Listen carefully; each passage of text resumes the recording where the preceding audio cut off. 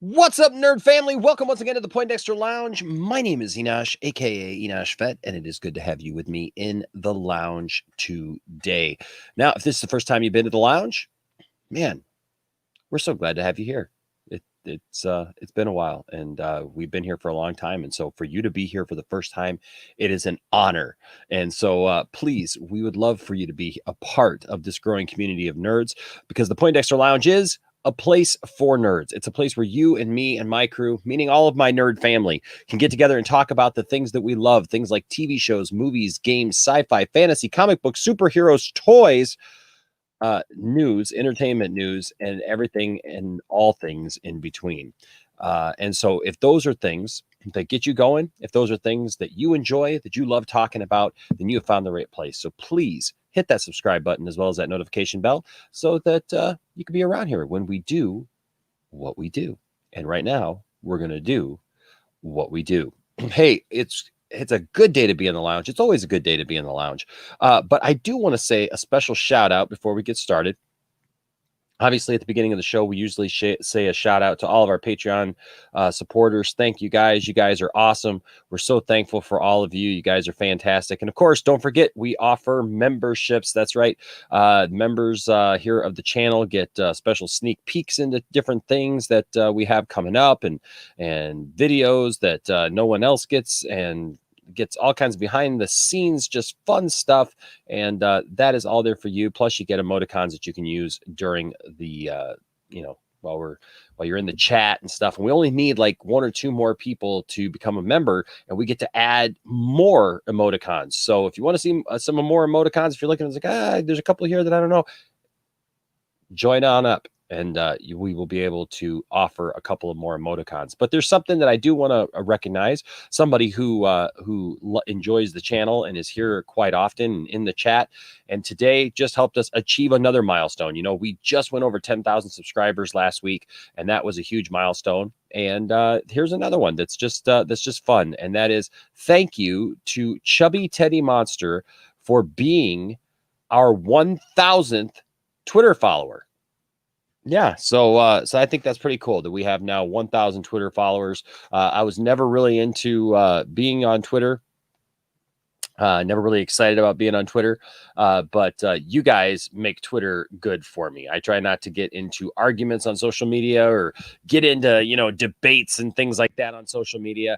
I just try to do what I can do. And so that way we have, we've got this. And so one of the things that I wanted to offer, a lot of I still need Corey to get a hold of me, Corey Bronco Flores, to get a hold of me, because you are the winner of this Turtles 5-pack, and would love to have this in your hands. If for some reason you already have it or anything like that, just let me know, and we'll pick another winner. But we got that, and other people have won stuff. We've given a couple of things away this month, and one of the things that we had left for this week was a Patty Jenkins pop vinyl figure. And so thank you to Chubby Teddy Monster for putting us over 1,000, for being our 1,000th Twitter follower. You will get the Patty Jenkins pop figure. So there's a few things that we need to talk about, but before we do that, I do want to jump in here and say hi to some people. Want to welcome you all. What's up, Andrew? Good to see you, buddy. Chubby Teddy Monster's right in there, says hey. Arkham Gaming is in here. W Murr says what's up. I know this is what I love it. I love it when we do a video where the haters apparently come out. Apparently, actually we kind of know who they are, and we know what they're doing and why. All of a sudden, isn't that interesting that 10 just popped up at once?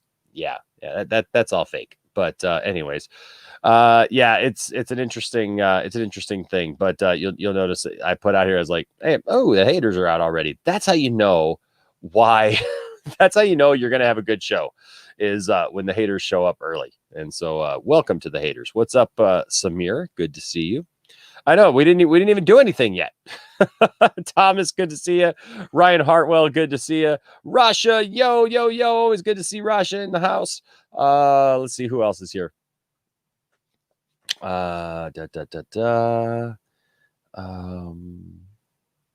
Nerd Report, good to see you. Nerd Report says, I am here. What's up, Nerd Report? Good to see you. Amparo is here. Good to see you. Andy is here. Good to see you. Fear Jason is here. Good to see you. The Richard is here. Good to see you, the Richard, and many, many others. Glad that you guys are here. Barcelona B is in the house. Always good to see Barcelona in here. We had a fun time last night. Me and Matt Jarbo, we did a debate over Wonder Woman 84, and that was fun. What's up? What's up? Was it Parag 3247? Good to see you, sir. Or ma'am. I don't know. I can't tell from that, but I'm just saying I don't even know why I said that, but good to see you anyways. Glad you're here. And I think that's McLovin is in the house. Always good to see McLovin. Love McLovin. And Layla, I did see you in the back here. I do see you in the back. You're back. We got a couple of things that we want to talk about with some certain people, and then once we're done with that, I put the link in the chat, guys. You're more than welcome to come on in, but just know that we do have a couple things we're going to talk about, so it might be a little while before we get to you. But know that we love you anyways. ACS, we're not avoiding you. What's up, Sophie in the house? What's good? Yova Rod's in the house. Good to see you. And lots of great people. Rel is here. Oh my gosh. Nerdy in many ways. Hey, Dawson, it's been a while, man. You're always welcome to jump on in here. You know that, man, for some of these panels. So, man, it seems like forever since I've seen Dawson. Oh my goodness. Yeah, it's pretty cool. Oliver here. What's up, Oliver? What's up, Oliver Queen? Hopefully we don't fail this city tonight. What's up, Goober? Jacob? Lots of great people in here. Anthony, good to see you all. Now, we're going to move right into, except for I see Darth Tasty. You got to say hi to Darth Tasty. What's up, Darth Tasty? And Andrew Christie. What's up, Andrew Christie? Every time I start to say, well, okay, I'm done, I see some wonderful people in here because you know what? We've got a lot of wonderful people that support the channel, and I am thankful for all of you. That being said, see, and there's one right there. The truth. I'm telling you right now. he says, what's good, Enosh? I think we can all agree the debate between you and Jarbo was better than most Marvel movies. That's awesome. That's fantastic. All right, guys. So the first thing we're going to talk about, I mean, there's a lot of DC news dropped today. Some very important things dropped today, actually, concerning the future of DC movies and series on HBO Max. And then also an interesting comment about Zack Snyder and the Snyderverse, and we're going to get into that. But also, there's some interesting tweets by Scott Mendelson, and we've got some wonderful people that we love, that we team up with, and you'll know who I'm talking about, ladies and gentlemen. Yes, one of the nerd queens herself, royalty, is back here in the lounge. Miss Nana. Hi. What's going on, Nana? Oh, nothing much. I'm in a little bit different setting today. I needed to step out of my office into the living room. Otherwise, so good. What's up with you? Oh, you know what? I've just I was up late last night. I was on streams from like 8 p.m. till like 5 in the morning. I was on 3 different streams because I went from our stream, because we did our live review, spoiler review of Wonder Woman, and then I went straight over to my friend Max's stream, and I was on there for a couple of hours. And then when we got done with that, me and Matt Jarbo had decided we were going to do this thing, so we didn't get started with that till almost 2 in the morning. And man, we went round and round about that, and that was just that was fun. and so I didn't get much sleep last night, and so I kind of slept in today. And then then Tiffany and I started a new series on HBO Max. We started The Flight Attendant. Have you seen that? I haven't seen it yet. No, I've been all over the place past couple of weeks because I mean I haven't been streaming much since the Hall of Justice, but we've been doing all kinds of stuff. Yeah. Organizing, trying to set up this little thing that we posted the other day. I think Zach posted about it too. Yeah, whatever could you be talking about? I don't know. Oh, I don't have a graphic. I'm desperately trying to find a graphic for it while you're talking. I'm sure everybody's seen it by now. Yeah. Everybody knows. So we're getting. All right, here we go. I found it. So, where'd it go? I'm trying to. There we go. Trying to find it. It was a nice little gift that you sent out, telling us all and announcing to us all what we had hoped would happen, and that, of course, is this right here. We're getting Justice Con 2. Yes, JusticeCon 2021. Oh my gosh! So how long have you known? Because you've been keeping this a secret, haven't you? Yes. You're sneaky. So we started planning, or sort of planning, because it wasn't like hardcore planning until very recently. But we started sort of looking around what we want to do very shortly after the last one. But we didn't want to tell people because we weren't sure if it's going to be doable, if there was going to be a space for it and all that stuff. So we were just kind of like looking around. Is that something that we want to do? And, all that stuff. And I mean, we had all of you guys always asking, guys, make another one, make another one, make another one. Yeah. And we were always like, But then we spoke to Zach, which was shortly before the Hall of Justice. We spoke to him in private, and we kind of had a bunch of ideas to run by him, and wanted to talk to him about, especially Justice Con. And so we were like, okay, we're going to bring it up to him. So we spoke to him, and we were like, we had this pitch. Okay. We had this whole idea, like, we've had a couple months and we've got all these things that we want to improve, which, by the way, it's exciting, guys. And I hope it all goes the right way and you will have a lot to look forward to. But so we were thinking, we're going to run it by him and we're just going to give him the whole pitch and see if we can sell it to him. So we went and we go, Zach, what do you think about Justice? And we didn't even finish it. And he goes, yes. Oh, that's awesome. So awesome. Zach is very excited. We are super excited. That's awesome. And I think it's like, obviously we don't know yet. We don't have a date yet. We know it's going to be after Zack Snyder's Justice League comes out. So we can do, as Zach said, deep dive. And that's essentially what we know right now. We know we want to make some changes. We want to make some improvements. We want to kind of make it a bit bigger. Not necessarily in a sense of guests, but also other things that people can do and the way people can participate.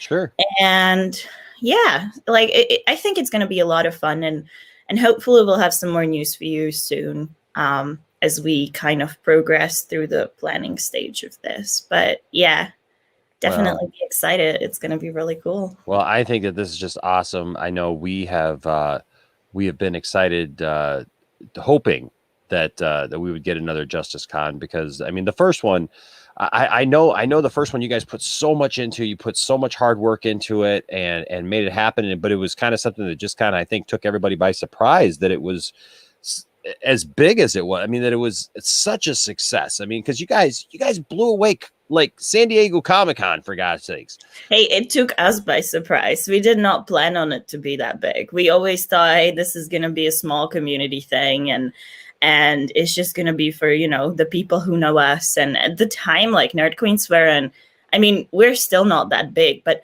at the time, we had maybe 1,000 followers, and our channel was somewhere under 500 subscribers and all that kind of stuff. And we were just like pretty tiny, I dare say, for, trying to put this on, even though like Meg is the popular girl in the fandom. We love her. She's awesome. Everybody loves her.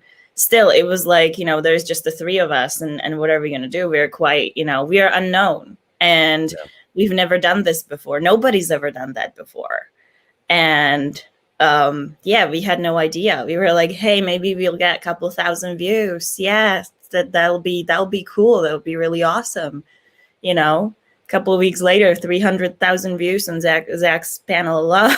Was my gosh. Oops. Well, like, it's so cool, Nana, because like, I'll be honest with you, like I love, first of all, how I love how low key and how just what's the word I'm looking for?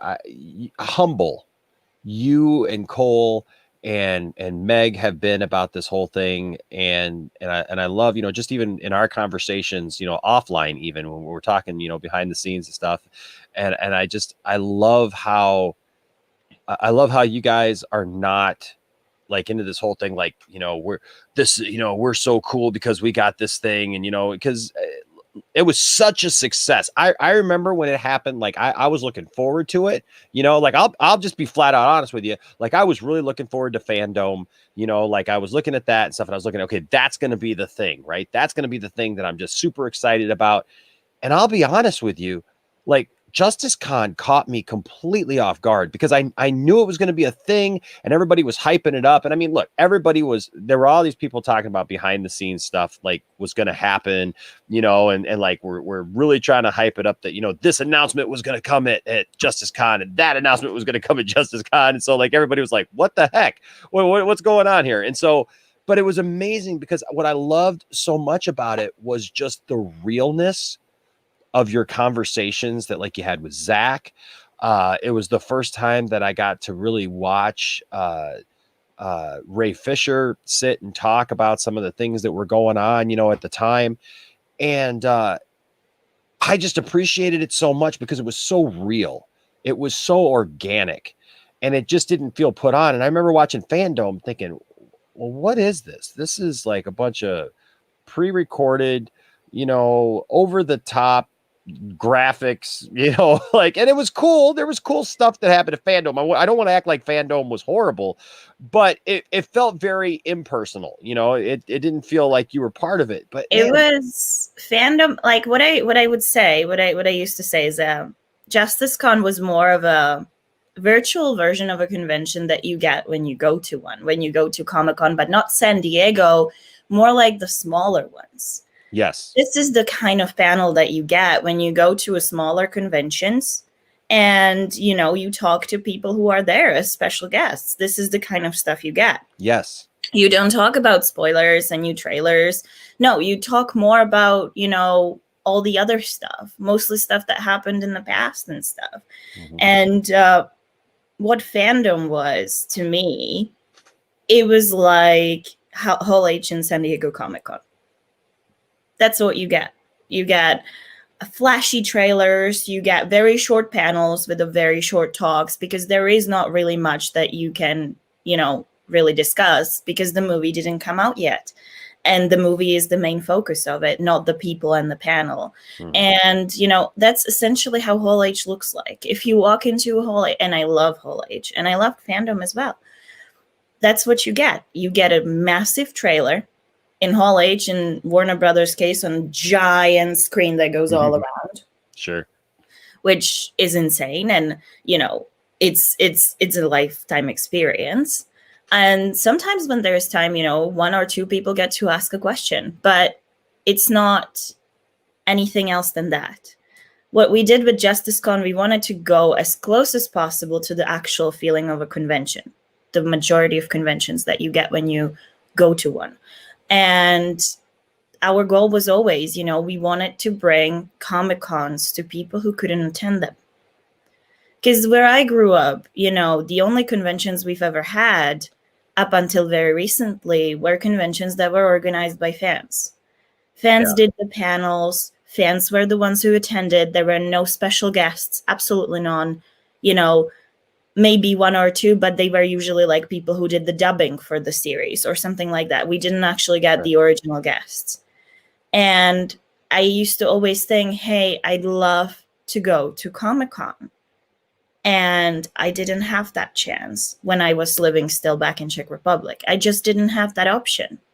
Thankfully, people in Czech Republic do have it now, but that doesn't necessarily mean that people all over the world have it. And that was important to us. We wanted to bring something that everybody could attend, you know? I mean, it's not the same. You don't get to physically go to a convention center and go from panel to panel and do all that stuff. Unfortunately, it's not. But it's still as close as we could get. And that was the whole point of Justice Con. That was our goal for it. And, you know, you say like we don't go around and saying, oh, we are big because we did this thing.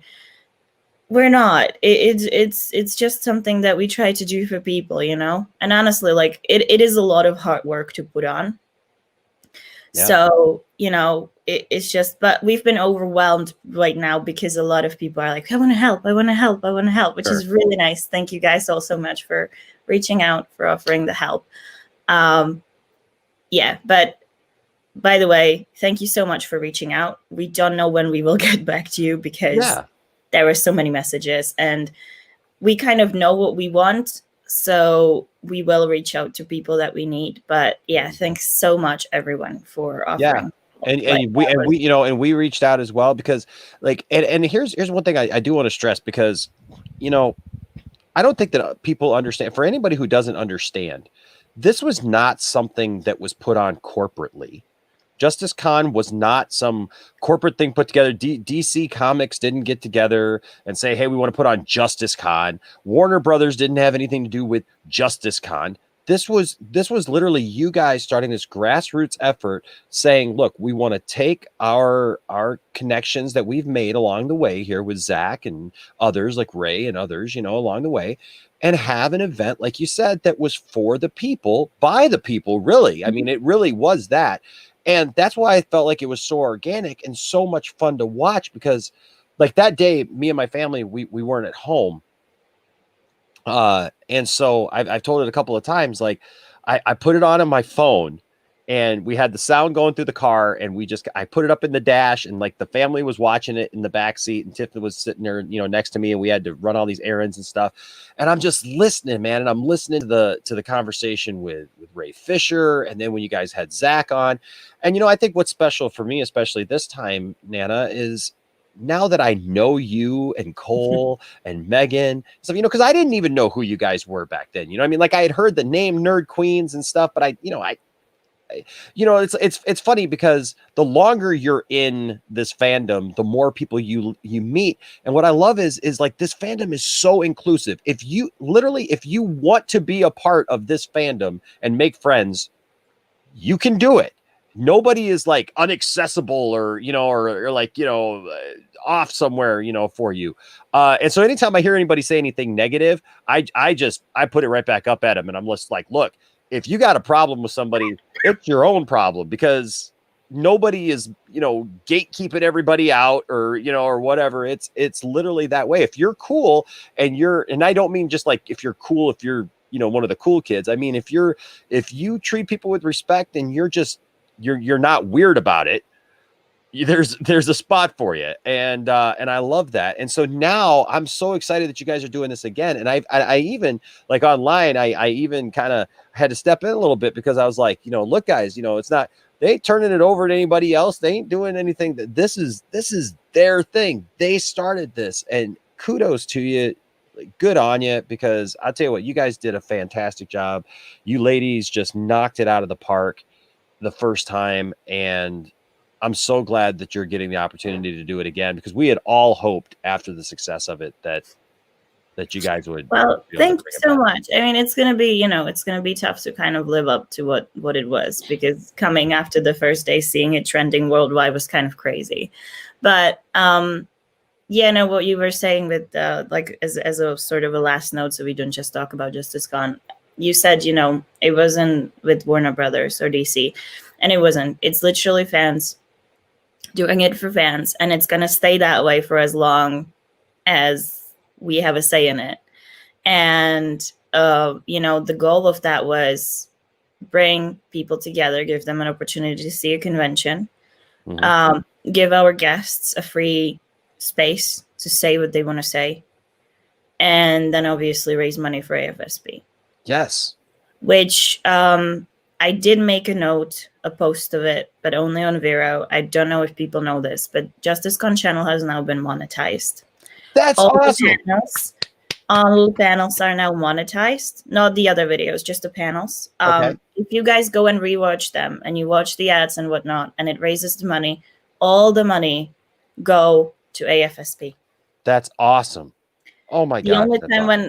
The only thing that may be, but we are not sure of it yet, is when we actually put on the convention, we may take a little bit to cover our costs. Sure. But all the other money are going to go to AFSP. We make absolutely no profit of it. So when you see the ads, if you're rewatching Justice Gone, it's all going to American Foundation for Suicide Prevention. Well, I'll tell you what, now I will definitely be putting those on repeat and doing that for sure, because that's important. And that is something that I think we can all stand by and believe in. And I'm so happy to hear that you guys got that, because that in and of itself is a milestone, for anybody who's YouTubing, anybody who's got a YouTube channel and stuff. So I'm glad that Justice Con is able to do that, and that you guys are able to raise some money. And you mentioned like the Comic-Con kind of experience, and one of the things that bummed me out about this year was that, most, if not all, Comic-Cons across the country, and probably around the world, even the ones that are around the world, got canceled. We didn't get to go. We didn't get to go dress up. We didn't get to go, buy toys like I want to. And, Tiffany's probably somewhere going, yeah, because you got enough toys already. Although I will say, the day after Christmas, she came home with gifts of toys, Star Wars toys, even more for me.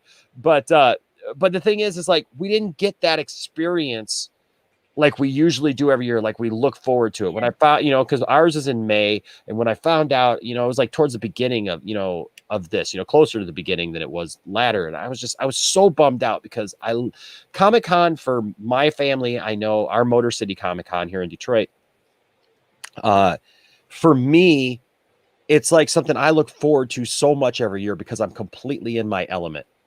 It's exactly what I love. And when I try to explain it to some people, they don't get it. And they're like, oh, you're like one of those people that go to that kind of thing. And I'm like, yes, I am. And that's my thing. And I love it. And so when we didn't get to do it this year, I was so bummed. And I was just telling Tiffany the other day, I said, you know what? We didn't get to do that. And normally, we meet celebrities, we get pictures. We got a wall of pictures in our hallway of all the different people that we meet, and, the fun, to keep those memories. And I see my little kids growing up, through those pictures and stuff.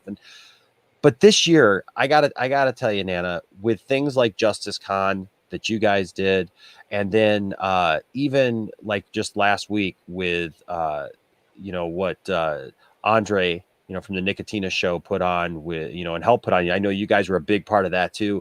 With Deck the Hall of Justice, being able to see people like Zach speak and have that interaction, and then also with Ray Fisher, and these other people who've been part of these things, artists and people who worked on the movies and all those things, be able to interact with those people online like that, and have it be a collective thing like that, where it was like all day long streams, and it was just fun.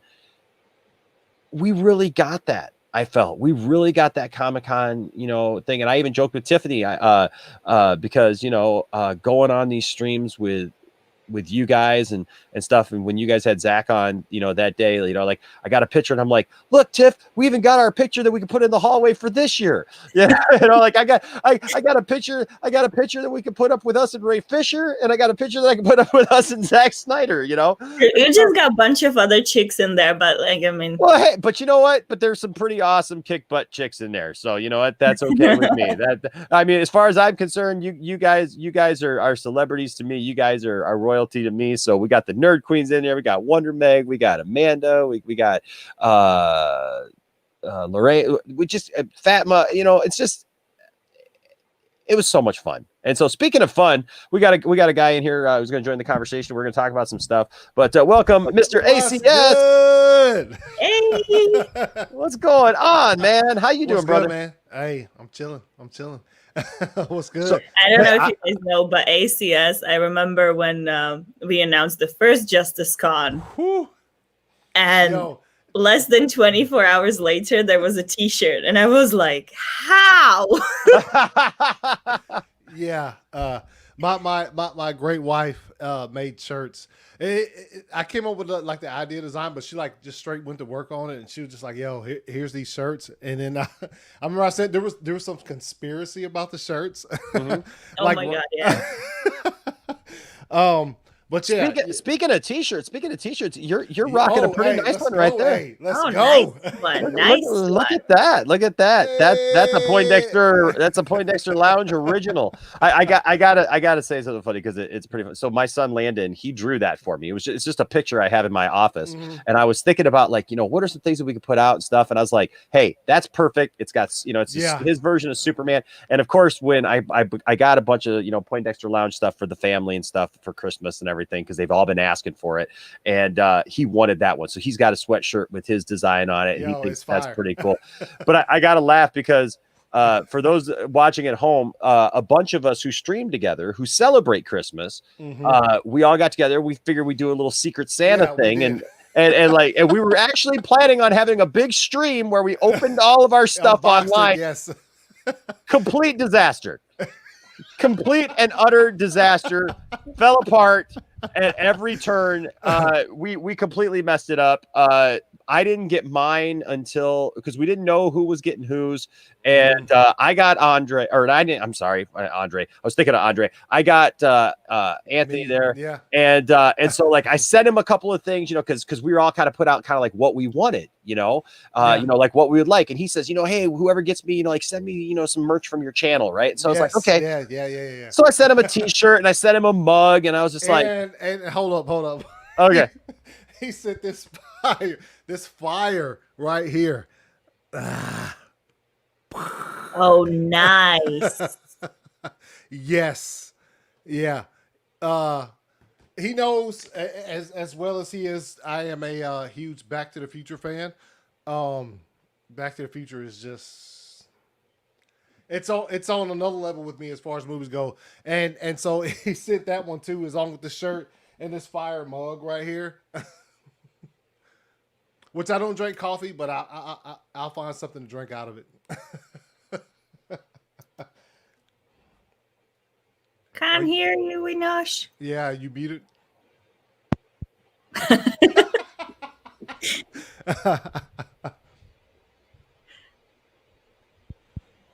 What's good, Sale? Let's see who else is here. Speaking of toys, look what Cole gave me. Yeah. And I was like, I wanted them so bad. Oh my gosh. We totally got to get those. Oh my gosh. I wanted them so bad, and they were Comic-Con exclusive, right? And I was getting I was like so sad that I'm not gonna get them, and they're just so good. Hang on, let me try and pull them out of the. Oh, that's so fantastic. Yeah. But yeah, so what happened is like none of us got our stuff in time. Like we were trying to do this stream, guys, where we were gonna open all of our gifts on stream and stuff, and I wasn't getting mine. Apparently, Dawson had me, and I had Anthony. I don't know who had Andre, but Andre got his, and Andre apparently just opened them up or something. I don't know. And so people can see them. Oh, nice. Man, so cool. Yes. Oh, I love that. I love that. But so you opened yours.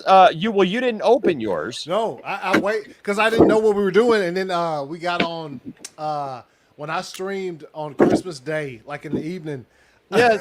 Nicotine was like, "Yo, he opened this shit." I was like, "Oh, well, you know what I'm saying? I guess we're opening the gifts." And so I messaged you the next day, and I was like, "So I don't know what because I think whatever because Nicotina had Dawson. I think whatever he sent him, he went ahead and he opened his too. So I just messaged you, and you was like, "Yeah, well, I guess go ahead and have at it." Now, well, and the funny thing too was I didn't realize that I had gotten mine, right? Mm-hmm.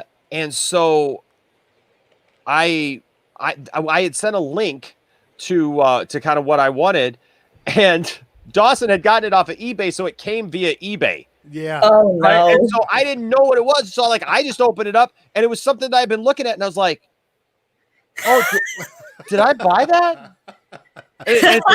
I got to bring that figure on sometime, man. I tell you what, because it's this awesome Superman figure. It's from I can't remember what comic it was, but it was from that Elseworld story where Superman, instead of landing on Earth, he lands on Apocalypse, and he's raised by Darkseid, and he's got this just kick butt outfit. And so I was like, oh, I want that. And so Dawson got it for me, and I totally messed that up because I'm still sitting here going, I haven't gotten anything, guys. Yeah, like I was literally talking to you, Anthony, and you're like, yeah. And so then like I go back through it, I'm like, wait a second. Hold on a second. I didn't buy that. I go back to my eBay thing and I'm like, yep, there it was. I totally screwed that up. So, oh well. It works out in the end. Hey, but I mean, I think like part of it can be also like given to how this year has been and how the post office has been and whatnot. Like Cole was sending me this whole box full of gifts. I mean, bless her. She's been, because I spent my Christmas completely alone. My family's in another country.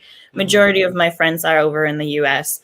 I have been here completely alone. And so she sent this big box and she sent like a whole bunch of, small presents and then obviously the Funkos. And it arrived on Christmas Eve, pretty much. Man. Like how close. And I was sending my friend, she had like she's really close friend of mine and she had a baby boy about 8 months ago. So I basically consider him my nephew. So I got all these clothes and stuff, geeky clothes, because he's got a geeky aunt and his mom and dad are not geeky enough. So somebody's got to make up for it, right? Yeah. So I send this box full of stuff, but he's growing up so fast.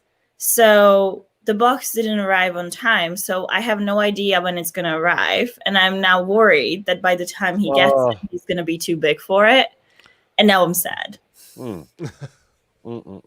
But yeah, well, and Christmas. And my Darkseid shirt is stuck in Germany because UK and Europe are cut off completely because of COVID. So my Darkseid shirt is stuck in Germany. Oh my goodness! Oh my goodness! Maybe it'll get there soon. Maybe it'll get there soon. That's Well, hopefully everybody gets their stuff. I know. I hope that y'all do, because I know it's frustrating when you're waiting for something and you're just sitting there like, man, I hope it comes. I hope it comes. And I can't imagine like, when you're trying to do something overseas and all that stuff. That's so. Two quick things, because we got a couple of topics and I want to hit these hard. So, but I got to bring back a joke from last week. We were talking about Marvel movies last week on one of the streams, and we had this. I had this discussion, and I made this point about Endgame, that Endgame doesn't matter. I agree. Because it doesn't matter. Like literally, it doesn't matter that somebody dies or anything happens. And I made the joke because I had a can of Rockstar sitting here, so I said, like, I can crush this can, and I crushed this can, as you can see right here. Of course, the can did bite me back because it cut my finger, like right there. Right? Or like live on the air, I'm bleeding and stuff from crushing the can because I was making my point. I was like, see, I can crush this can, and you know what? It doesn't matter, because one day I can just get another one, and it just replaces one. Because I was making the point that in Endgame, like, none of the people who died and came back are actually the people that we originally met. They're all the people who we originally met are all still dead. Everybody who went in the snap, they're still they didn't come back. They're just different versions of them. Like, and so that's what the problem with that is. So, but here I told him, I said, but look, this can is just like that. This can's done and it's gone. But don't worry, folks, because I've got a replacement that's just like it. So you know what? It's all good, right? It's just like Marvel. Thanks, Marvel, for great analogies. It's true. Yeah, it is. But anyways, that being said, Goober says Enosh must have snapped his fingers and get a new one. Hashtag Endgame doesn't matter. There you go. You know what? I was so upset with Endgame overall that like I still like I was once dared to do like a video essay on it, and I was like, you know what? I just can't. And now it's been so long since I've seen it, so thankfully I forgot half the stuff that I had problems with. Because I mean, honestly, like to me, it's kind of forgettable. So, it really is. It really is. So, but I wanted to have you guys on, and I know there's a couple people who said they may pop on once we get this discussion going, and because I definitely want to talk about this big news today. with it being announced, I'm trying to be really careful about this because honestly, we've heard this kind of thing before. Mm-hmm. DC announcing today all kinds of new movies coming out that they're planning on starting to do in 2022, 6 DC movies annually and up to 4 series on HBO Max based on properties. Mm-hmm. And so I figured we'd talk about this a little bit, and then we got to get into this Scott Mendelson tweet for sure. But I'd love to get you guys' opinion about this. This from darkhorizons.com. It says, since AT&T acquired Time Warner and since the launch of HBO Max, there's been indirect and occasionally direct suggestions of a major ramping up of content from the various creative silos within the studio. Now, this also has a whole thing about Zack Snyder that we got to jump into as well. Because it says today, a new feature piece in the New York Times on Walter Hamada, president of Warner Brothers DC division, confirms that those plans are starting to solidify. So far, so good. Good news. The trade indicates the current plan is to release up to 6 major DC Comics inspired movies per year starting 2022. Up to 4 of these will be designed for release theatrically, which that makes me happy. That actually, this part, like, kind of buried in here actually kind of makes me happy because it shows that they're still committed to the theatrical experience. So that makes me happy. And it says up to 2 are being designed specifically to premiere on HBO Max exclusively. So actual movies for HBO Max as well. The bigger budgets will go towards the theatrical titles, while the 2 for the HBO Max will most likely focus on smaller and potentially riskier properties. This will be a sharp increase in production as DC Films' total output in recent years has been around 2 releases annually. 2018 had just 1. Additionally, DC Films will work with filmmakers to develop spin-off series that will run on HBO Max and interconnect with the big screen efforts. That's cool. Like, it's all going to be a connected universe, apparently. So that I like that as well. The first example being James Gunn's The Suicide Squad, which is getting a tie-in Peacemaker TV series. Mm-hmm. So we'll see these interconnected things. We'll see spin-offs. So you see one movie in the theater and it'll get a spin-off, just like Peacemaker. Then it says Hamada, who joined DC Films in 2018, tells the paper, with every movie that we're looking at now, we are thinking, what's the potential Max spin-off? Which is fine. But I think they got to be careful about that as well. But here's something that happened and was said, and I tell you what, this has got a lot of people talking right now. I know on Twitter people are using the hashtag now, like save the Snyderverse, or whatever. And it says one thing that won't be happening is any more expansion of the Snyderverse, as the filmmaker is not part of the new blueprint. And his recut of Justice League is described as a storytelling cul-de-sac, a street that leads nowhere. And then it just talks about some other stuff about Marvel and, because everybody's always got to compare DC to Marvel. They can't just let, they can't let it be its own thing. It's like blah, blah, blah. Oh yeah, some things happen. They do talk about the Flash movie coming in 2022 and how they're doing a multiverse concept. And then, that's why we'll be able to have films, that have 2 Batman characters played by 2 different actors. And so we're looking forward to that. And then it's, but yeah, that's fine. But, oh yeah, by the way, Marvel's doing it too. They're going multiverse, who cares? But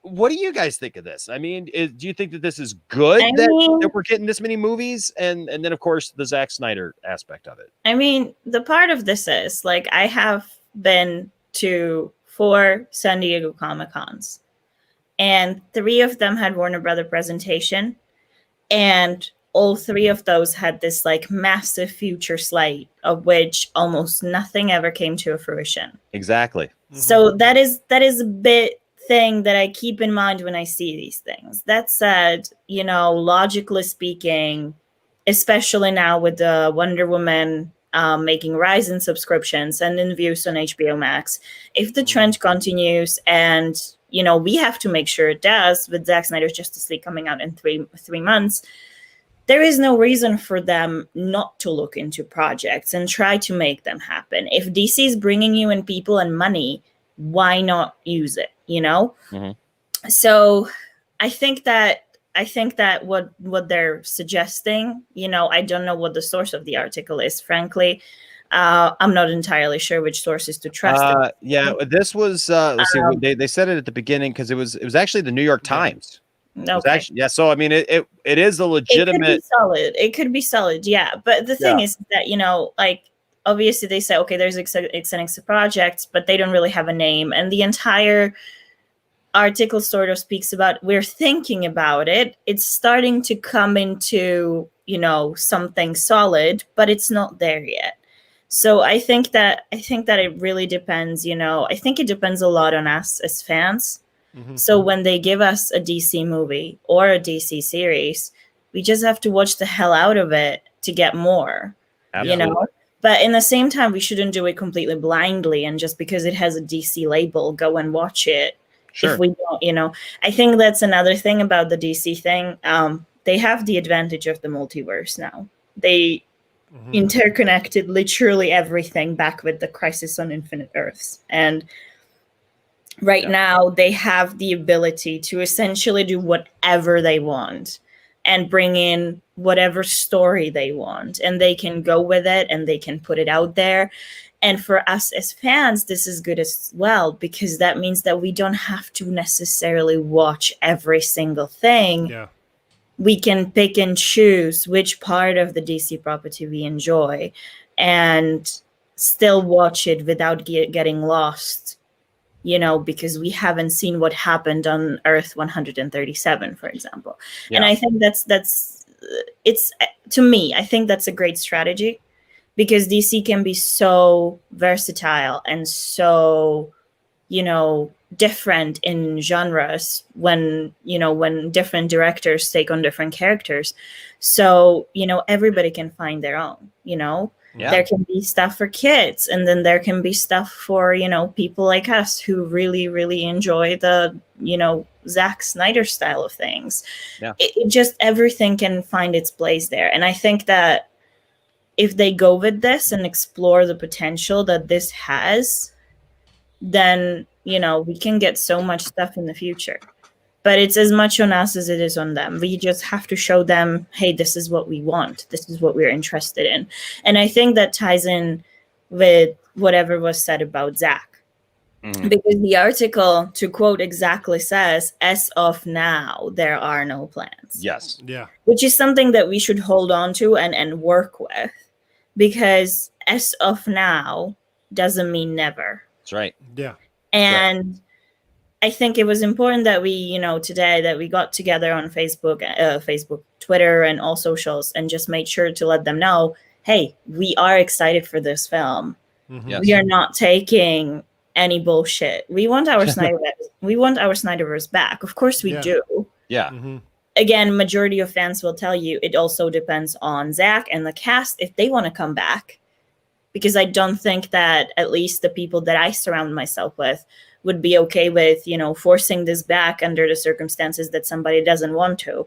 Yeah. But, to me, I just feel like we shouldn't listen to these, it's never going to happen, and it's a cul-de-sac sources. Because if anything else, we are the proof that this is not right. This is not true. Yeah. No, 1,000%. That's exactly. I'll be honest with you. That's exactly what I get from this too. And I love this. I love this comment from Andrew Christie down here. It says it'll lead somewhere if we have something to say about it. Exactly. Yeah. Like they also told us that the Snyder cut wasn't going to happen and that it didn't even exist and that it was never going to see light of day and blah blah blah blah blah. And look, in 3 months. Hashtag us united. Yes. All right. That's how you respond to it. Yes. And you know what? I think that this shouldn't just be us. Obviously for us, this is an ongoing fight that we've been doing for years now. But I think that whether it's DC or Marvel or any other comics sort of property that gets brought up, in the movie or TV series sphere, I mean, there's Umbrella Academy, which is, I think, Dark Horse. I'm not sure.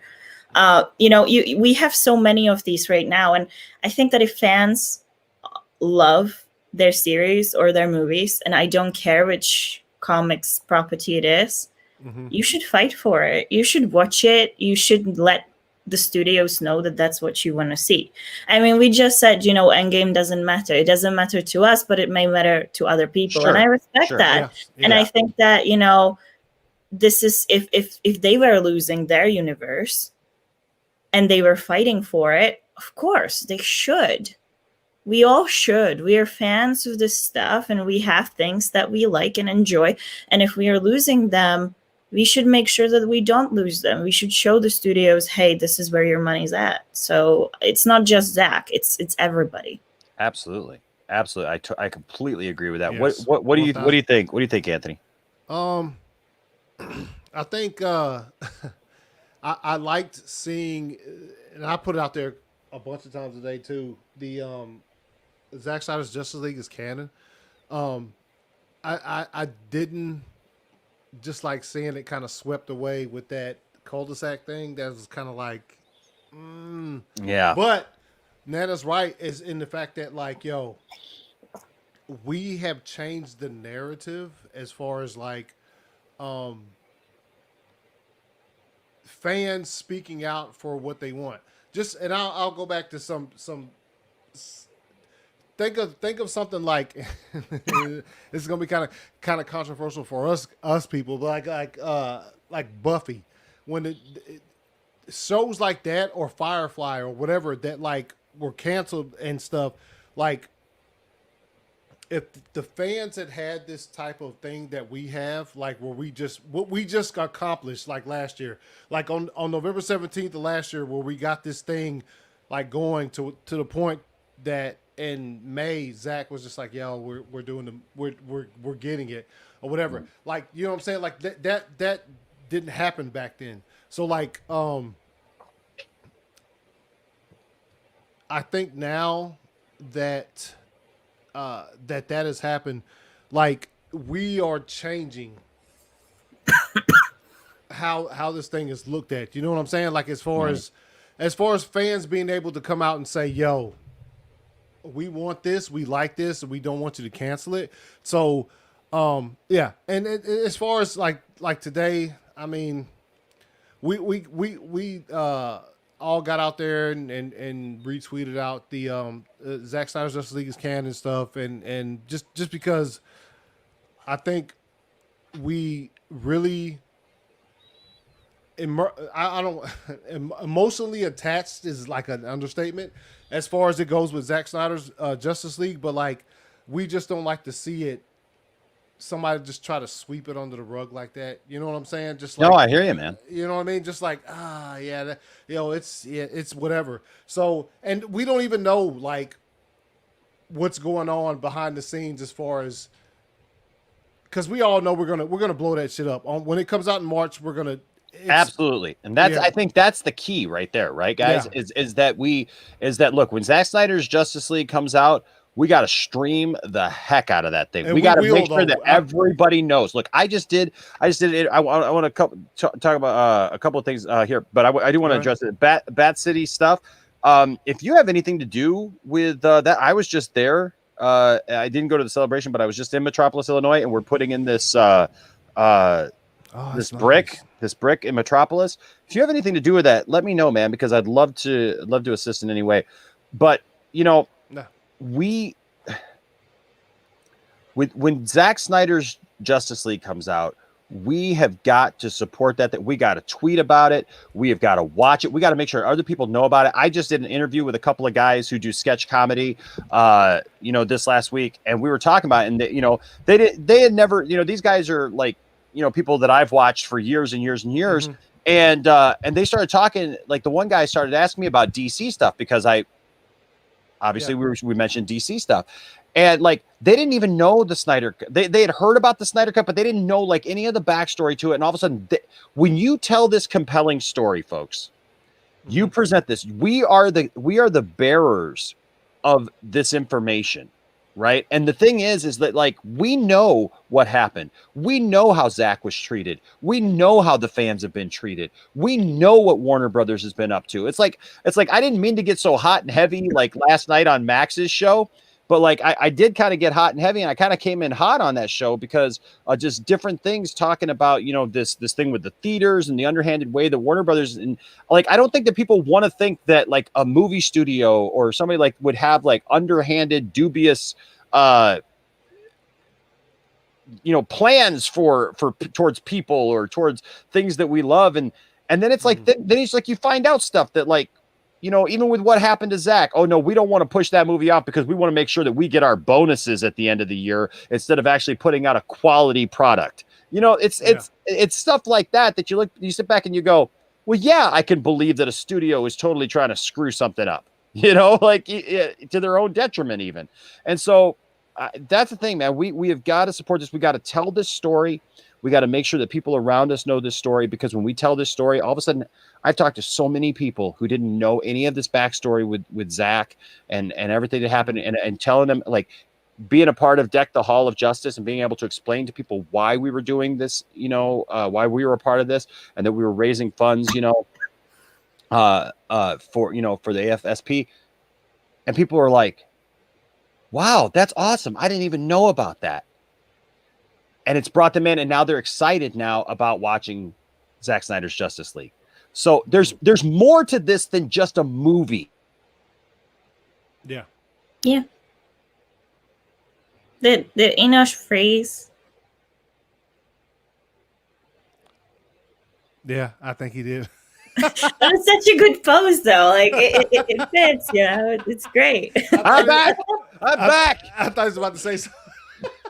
But yeah, this is more. What's funny is when that happens, like I can always still hear you guys, so it's like I'm always waiting for the reaction while I'm waiting for like the thing to come. I'm like, phrase or a movie. Yeah, I'm so into it the moment. It is. But it's more. It is. It is more than just a film or just a release. Mm-hmm. It is truly something that's important.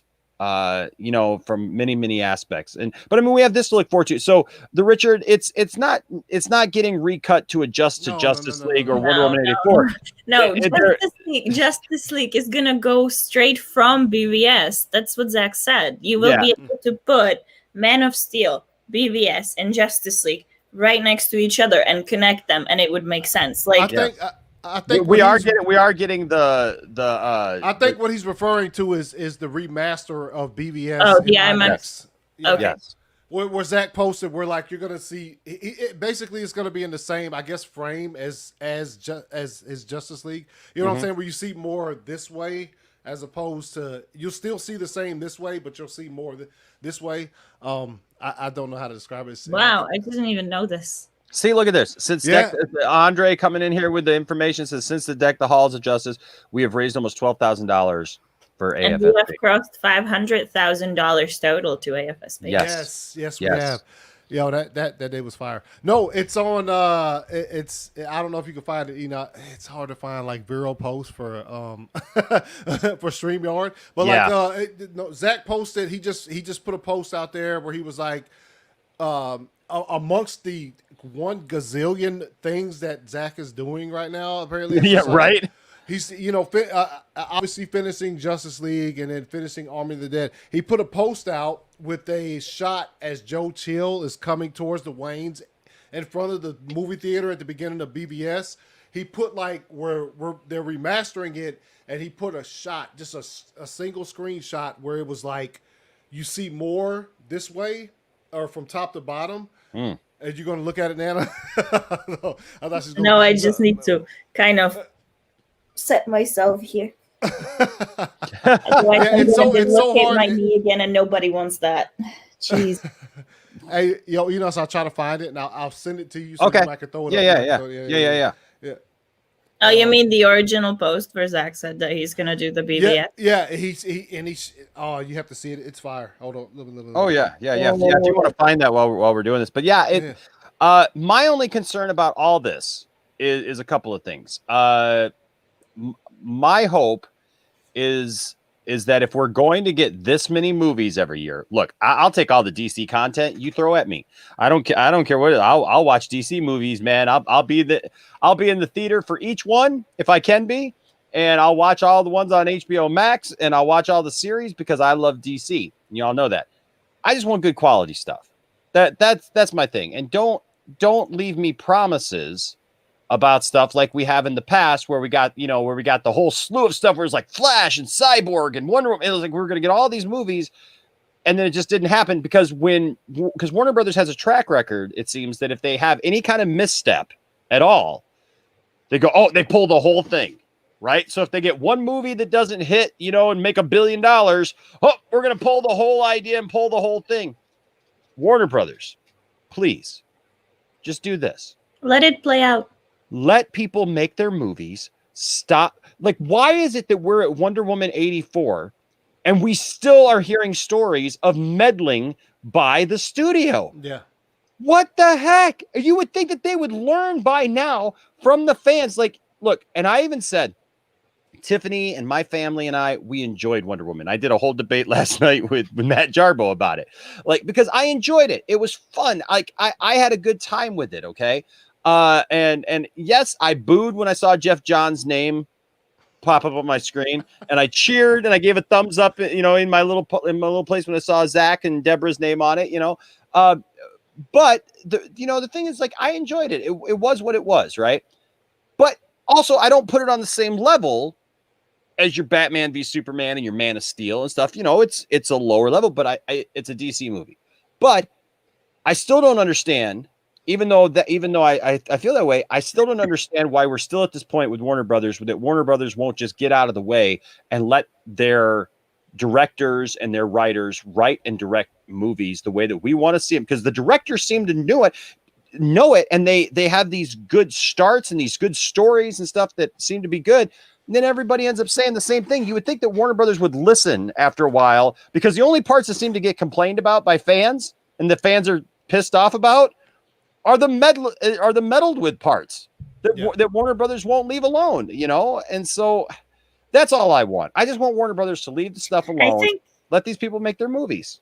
I think that, like, this is not just Warner Brothers, but Hollywood issue in general. I don't think that it's just Warner Brothers who does it. It's just that right now, given all the stuff that happened and obviously this movement and everything that's surrounding us and this fight for the movie and the artistic integrity, I think that because of that, Warner Brothers kind of found themselves in the spotlight over this thing. Well, I don't know if I would call it a spotlight, but my English is kind of short on this one. But anyway, they found themselves a bit under scrutiny over the artistic integrity aspect of their movies. I don't think that it's just that studio. I think it's every single studio doing this. Mm-hmm. The only difference is that because we are so riled up over what happened, that we started noticing this stuff in other places as well. And we call it out. I think that if, none of what happened has happened, if we did get 2017 Justice League, the compromised version of it, who knows if we would even be here doing this stuff and fighting with Warner Brothers over artistic integrity? Who knows if we would even, know that there have been compromises made? We maybe wouldn't, or maybe we would, but our voices would not be loud enough to even make a dent in these things. But because of everything that happened, obviously there is now a massive group of fans who are like, well, we want artistic integrity. And, Warner Brothers is the target right now because we know what they do. But what does Disney do? Do you really think they're not meddling with their director's visions? No, that's why that's why there were several movies along the course of Marvel's, like, whatever, 10 years, 22 movies. They lost directors because there's creative differences. Yeah. Well, because Feige was in charge, right? And so directors who were brought on were basically told, look, here's what you have to do, right? And you can't go off of that. So basically it was like, you get to make a movie, you get to make, you can pick certain parts of it and put certain things into it, but here's our plan. Like, I can't remember what it was. There was one movie. Oh, well, I mean, Ant-Man was one of those that was widely known. Like, they tried to get Ant-Man off and going, for a while, but like Ant-Man had to be a certain thing. And I think it was what was the first movie that Black Widow was introduced in? Iron Man 2. It was Iron Man. It was Iron Man 2, right? So in Iron Man 2, the director actually wanted to introduce the Wasp in Iron Man 2. Yeah, that was And Feige said no. John Favreau. He directed Iron Man 2. Yeah. Did he direct Iron Man 2 as well? One and two, I know he yeah. did one. I didn't think he did 2. Yeah, he did 2. Okay. Yeah. Well, whoever it was who did 2,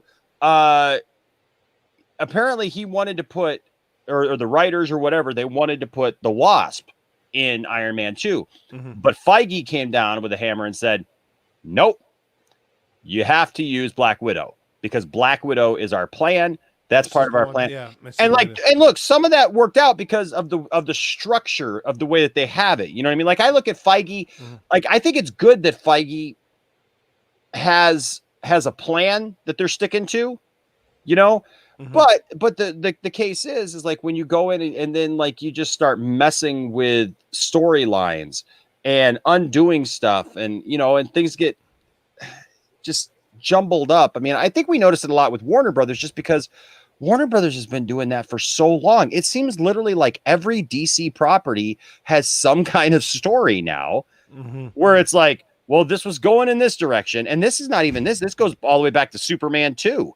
I mean, they you know, the Salkinds who made Superman and Superman, you know, well, who made those movies, they had a falling out with Richard Donner.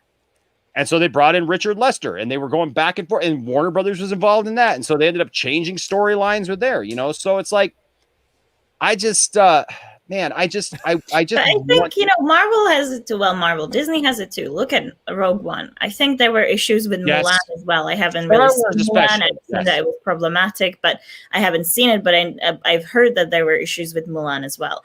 Yeah, we can go on and on. There probably have been countless issues with Marvel Universe, especially because of what you have said. The only difference here is the audience that, you know, have watched the movie didn't pick up on it and just went with it. Yeah. The difference between Disney and Warner Brothers right now at this very moment is mostly because whatever Warner Brothers does is such a massive misfire that it just brings more attention to the fact that they are blocking director's vision. While Marvel or / Disney gets away with it because whatever they do usually flies by with fans okay. And usually grosses $1 billion. Yeah. Well, I think you're absolutely right, Nana, because Star Wars is the big representative of what you're talking about right there, because they have had so many issues. I mean, you're right with Rogue One, where they with Gareth Edwards, where they messed around with that and they had some story issues and stuff. And then look at what happened to Solo. Solo went through, you know, who are the guys? Lord and Miller. You know, Lord and Miller were doing that. Before that, they actually just had somebody else on there. And it was like, but, you know, they end up, I mean, they had most of the movie done. But literally they were, and this is weird to me, especially with Solo, because most of the movie was done. And then all of a sudden they checked in and realized that they were basically making a comedy. Yeah, they were making, but Gareth Edwards did have problems on Rogue One as well, because they basically went through and changed some stuff at the end of that too.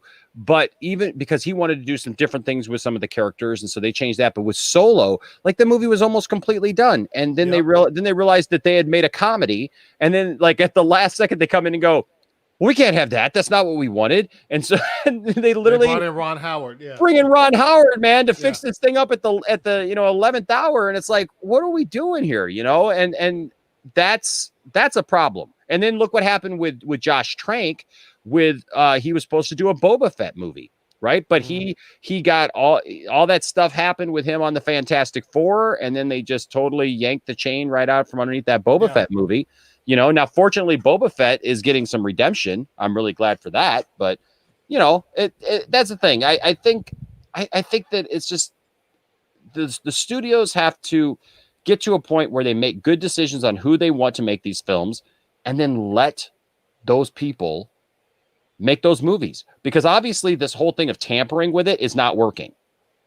Right. So let these people make their movies, and then, you know, And then, you got something. Now, the other thing, so I really hope, like Nana said, that like as far as this this comment about Zack Snyder and this cul-de-sac, dead end analogy.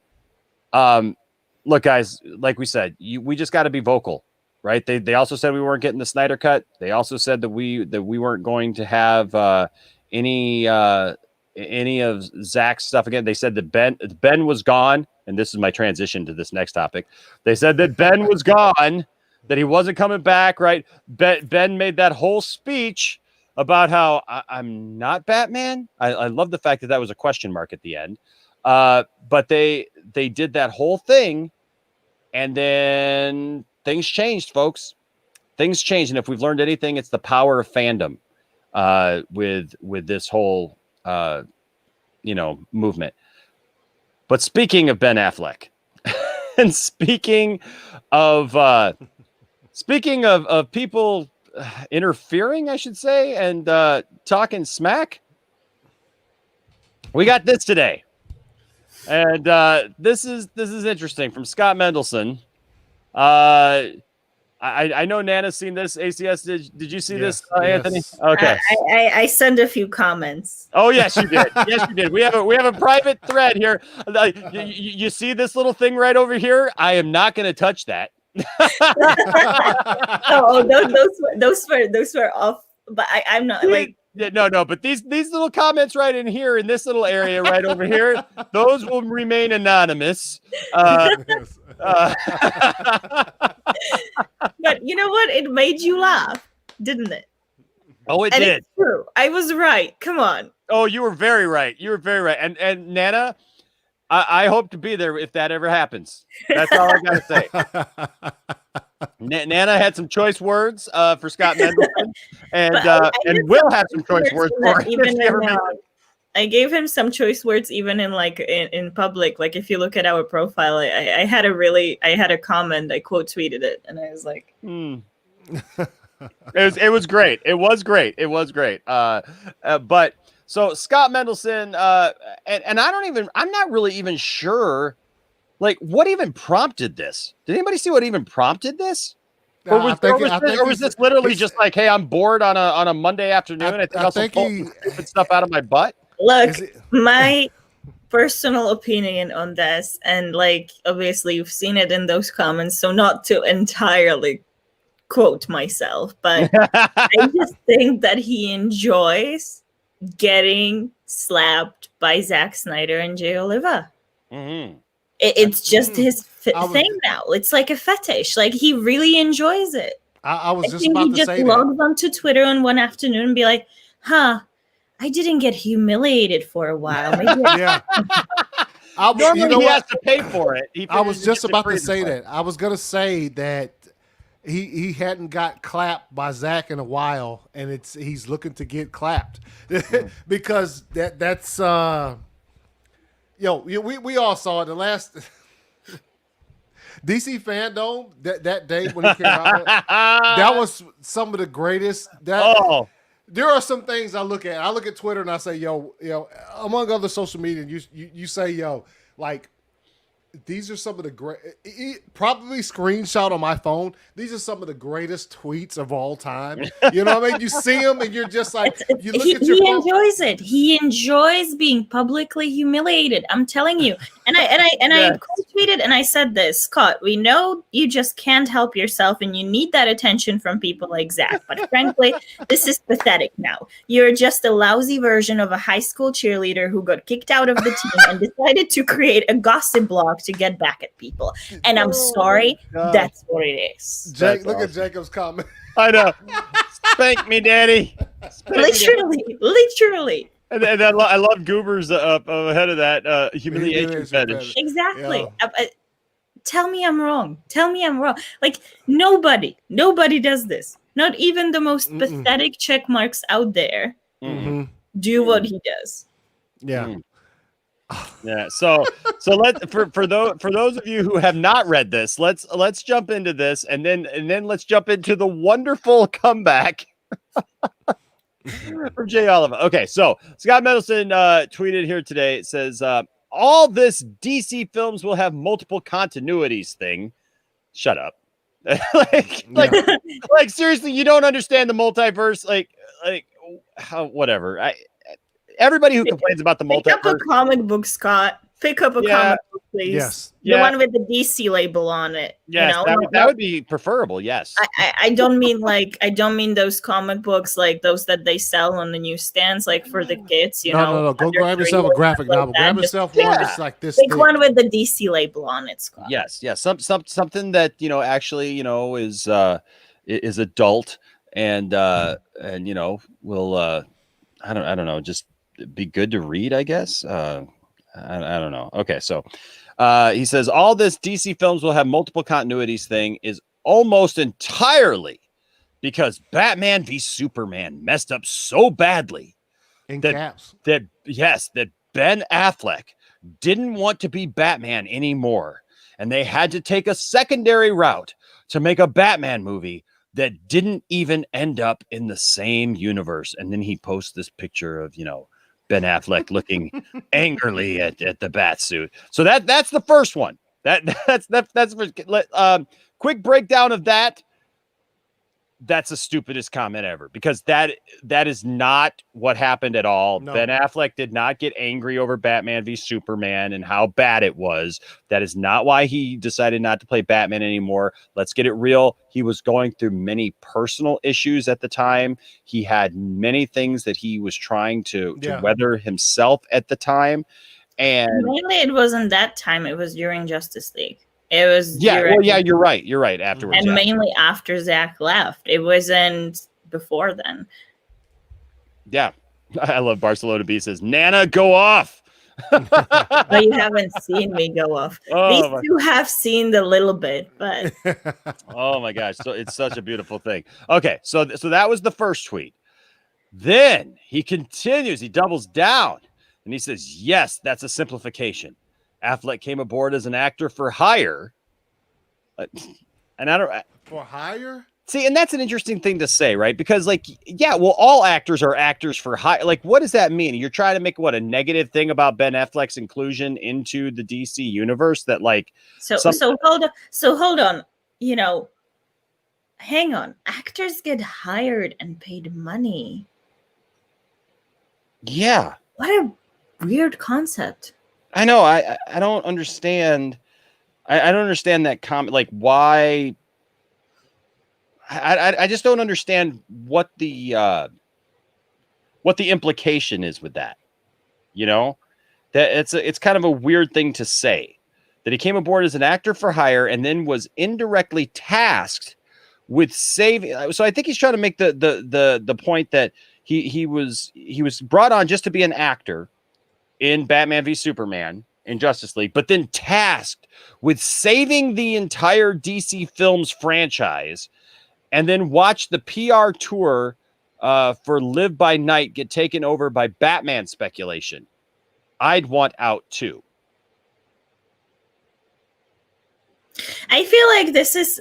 I'm not even going to go into how wrong this is, but this is like a direct insult to Ben.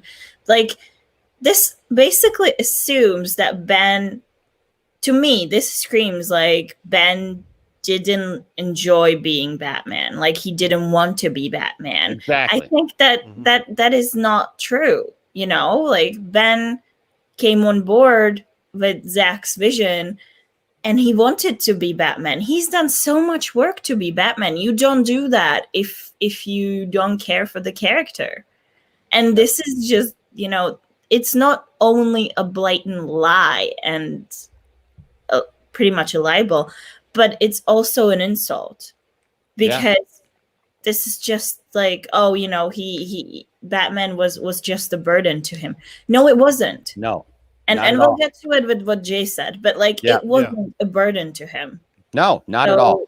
This is such an abuse of what happened right here with this comment. Were you going to say something, Anthony? No. Go ahead. Oh, okay. I thought you were going to say. Mhm. All right. So then he goes on because he makes up this narrative that Ben Affleck came on, played the character, and then was overwhelmed with having to feel like he was going to have to save DC films now after this all happened. And then it says, sans Affleck directing a self-starring Batman movie taking place in the DC films, there is no reason to have a Batman movie at the moment. Oh, really? Really, but shareholders and fans demand more Batman movies. So the entire DC I film like how he did continuity. fans. Yeah. Yeah. The fans. I really hope I'll meet that man face to face one day. I really do.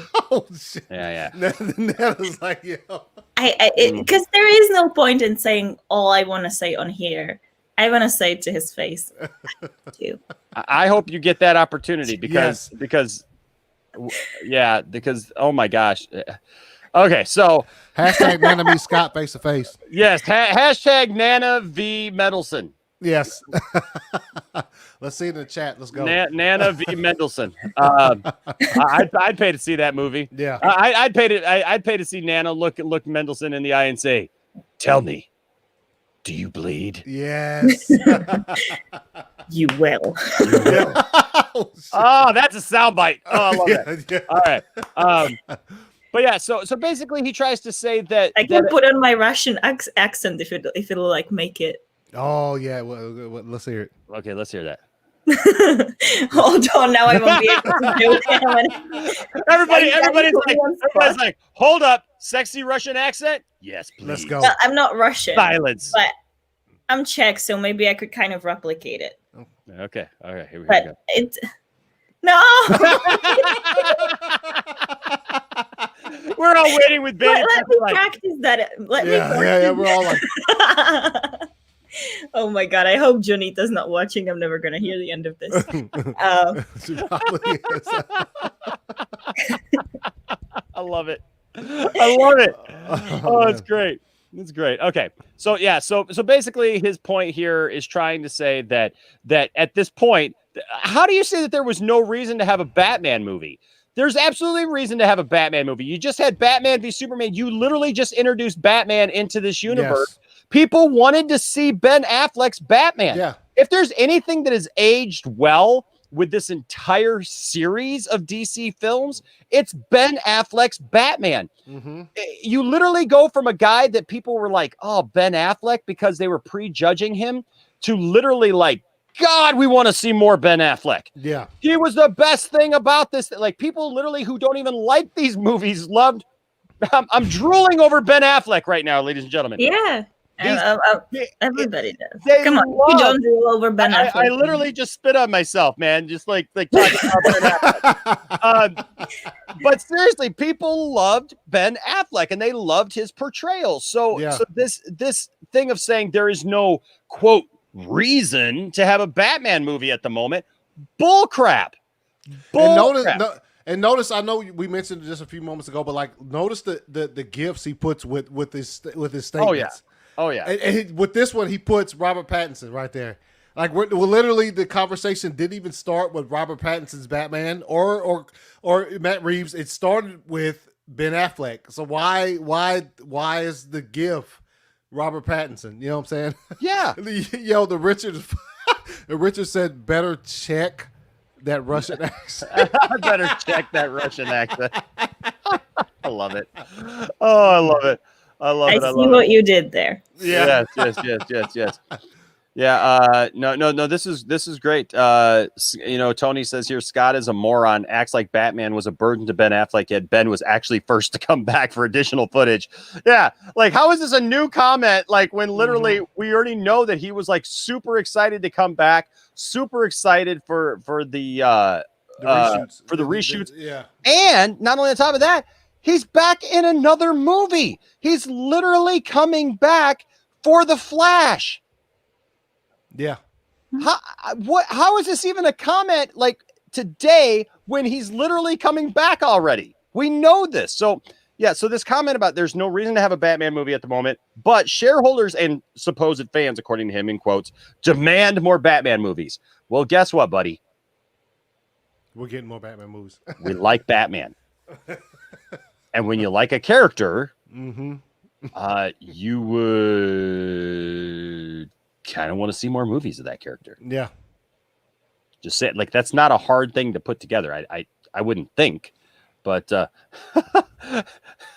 Nana, please say I'll kill him. Believe me, I'll do it. Believe me, I can't do it. I almost tried. You guys are making me violent now. Hey, but when it's Scott Mendelson, we'll take violence. No, I just wanted Nana violence. Look, I just wanted to make him cry with my words, okay?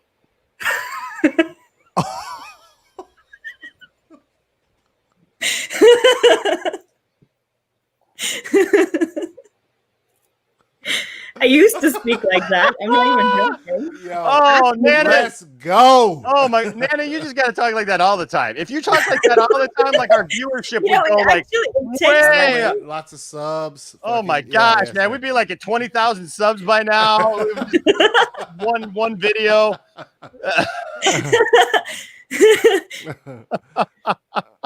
Oh my god, I gotta recover from that. Oh my god. Okay, geez. She caught us out of nowhere because we thought she was about to, say something in regular, like I know. But then she just wow. Like, no. Is that hold on a second, I'll be right back. KGBs? Tiffany. Oh, sorry, I had to get my composure. And I'm back. Okay, all right. Look, somebody. Heck yeah, man! Holy cow, that was. Yeah. Tiffany has Russian heritage, so that's yeah. Oh, she does? Yes, she does. Yes, she absolutely does. I mean, I'm not Russian, but yeah, no, my name is obviously not Nana in real life. Enosh knows. Mm-hmm. Anthony actually knows as well because you guys both have me on Facebook. Yeah. But it's funny because when Joe saw it, like my real name, she was like, "You're like the Russian spy." Okay, hang on, hold on. No, I must break you. Oh wait, hold on, Anthony, you got to be quiet. Let her do it again. Okay. I must break you. Heck yeah. That's some good stuff right there. Oh, man. That's some Ivan Drago stuff right there. Heck yeah. I want to see this fight. I'm telling you, Nana versus Mendelson. Let's get it on pay-per-view. Yes. Nana, here we can put fight night all for charity for the AFSP. You can fight Mendelson. I'll fight Signor. We'll make a whole night of it for charity. It'll be like when Macho Man challenged Hulk Hogan to a real fight in the ring and was going to give $10,000 to little kids, in the hospitals and stuff. And like, he's calling out Hulk Hogan for a real fight. And he's like, "Come on, Hogan. What do you got against the kids? Let's fight. Let's do this. You and me for the first fight, the first real fight in wrestling, Hogan. What do you got against the kids?" He's trying to pick a fight with the guy, and he's acting like he hasn't even had a chance to answer, but still yet he's just like acting like Hogan's got to. If Hogan denies it and says no to it, then Hogan doesn't like little kids in the hospital. I love it. Just call him out. "Come on, Mendelson. Be a man. Come on. Come on. Take on Nana. Step up, Mendelson. What do you got a problem? You got a problem with the kids? Is that what you got a problem with? Come on. Take her on. Look at her. She's right here. She'll take you down with her accent alone. Come on." Oh, yeah. Man, Randy Savage says. Yeah, that's right. Because, you got to say this. But it's okay. Hang on. If he dies, he dies. Yes. What's up? Ro with the $5 super chat says Nana just told Scott it's on site.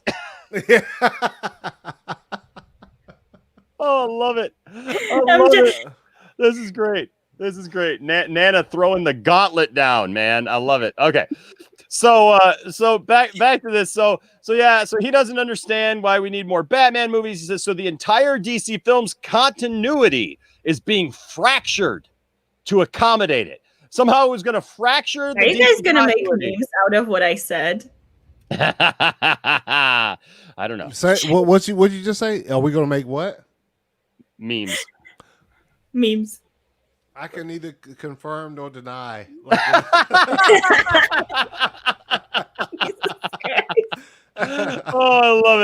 He says, Nana, you're amazing. You Nana, are. I will make him bleed. Look, I'm glad you're entertained. Okay. Oh, that's good stuff. That's just good stuff. There's something about that. Nana wins. I love it. It was like, yes. This is great. Okay. So, so back to this. So somehow Scott feels that if we got a Batman movie at that point, that it fractures the DC film's continuity to put a Batman movie at that point in time, which is so stupid. Yeah, make a movie that fractures your continuity. No, it adds to it. It adds to the whole lore of whatever continuity you're building. Like how? Oh my gosh. Oh my God. That's like saying doing the Wonder Woman movie after Batman v Superman. That totally fractured the continuity of DC films. Doing an Aquaman movie after Batman v Superman totally fractured the continuity. Shut up. Who is this guy? Like, who let this guy in the room? Who let him on Twitter? Oh my gosh. This is like, who's paying this guy to write? You know, that's the sad part. Forbes. Yeah. And as if a Ben Affleck Batman film, as if it would be right in the middle of Zack Snyder's Justice League. Like he said, like, you know what I mean? Like he's implying that they just release a movie right before that story is told or whatever. Yeah. Nah, that's you know what I'm not going to say because I don't know, but I'm sure they wouldn't just drop a movie that takes place in between Zack Snyder's Justice League 1 and 2. I mean, I don't know if they would have, you know what I'm saying? Yeah. Like, well, from what we know, it wouldn't really. You know what we need. You know what we got to do. Like Sophie goes, Nana, don't forget the pockets and confuse the enemy. Sophie, let me let you know one thing, okay? If I have something in my pocket to confuse the enemy, it's just gonna be a whole bunch, shit ton of glitter, okay? Heck yeah! Doing That's it in style. That's gonna be a t-shirt right there. We're just gonna have a picture of Nana, like just standing there, and we're send all the funds to AFSP. Oh yeah, like, if I show it's up, happening. It's gonna be a what did you say? A full of glitter? A handful of glitter? A handful of glitter. Handful of glitter right there. I can just see the picture of Nana just holding some glitter in her hand. Like somebody get on that, make a caricature of that of Nana, like just like in a fighting pose with a handful of glitter just falling from her hand. Speaking in a Slavic accent. Heck yeah, man. And then sell that t-shirt. We'll sell that t-shirt to raise funds. Hey, what's up? One Step Too Far with a $5 super chat. Thank you so much. Says Enosh and Nana, please reenact the Die Hard scene where Claus and McClane first talking. The stage is you guys' right now. Oh my God, I'd have to see in the I know it's been so long, man. I'd have to see the script, man. Well, mainly, I've actually, like, I'm so sorry, guys, but I've actually never seen it in English. Oh, okay. So yeah, so I would have to actually see it because I don't know the English dialogue to it. Gotcha. Well, we'll have to do some homework. Thank you for the $5 super chat. One Step Too Far. We'll have to do some homework and come back for that one for sure. I'll send it to you in English. I have Cole's address. I'll send you a. You need to see it. Milan says, "Are we sure that Scott is not Doomcock behind the scenes?" Are we sure? Who let the Scots out? Who let the Scots out? Oh my gosh, that's awesome. Barcelona said to check my Twitter. Okay, so let me check my Twitter here. Bring that shit up. Ooh, yeah, what's going on? Let me see. I'm trying to see here. I think I know what they're talking about. This right here. Okay, so I'll come back to Mendelson here in a second. This is something that I've got here. I got it up on another where is it? Here we go. This should be it. I believe. Is this it? Oh my God. Yeah. So the bill. Oh, holy shit. Oh, yep. Scroll down, man. Scroll down. Yeah, I'm trying to make it bigger here. Let's see if I can. Yeah, there we go. I can't see. Can you see it?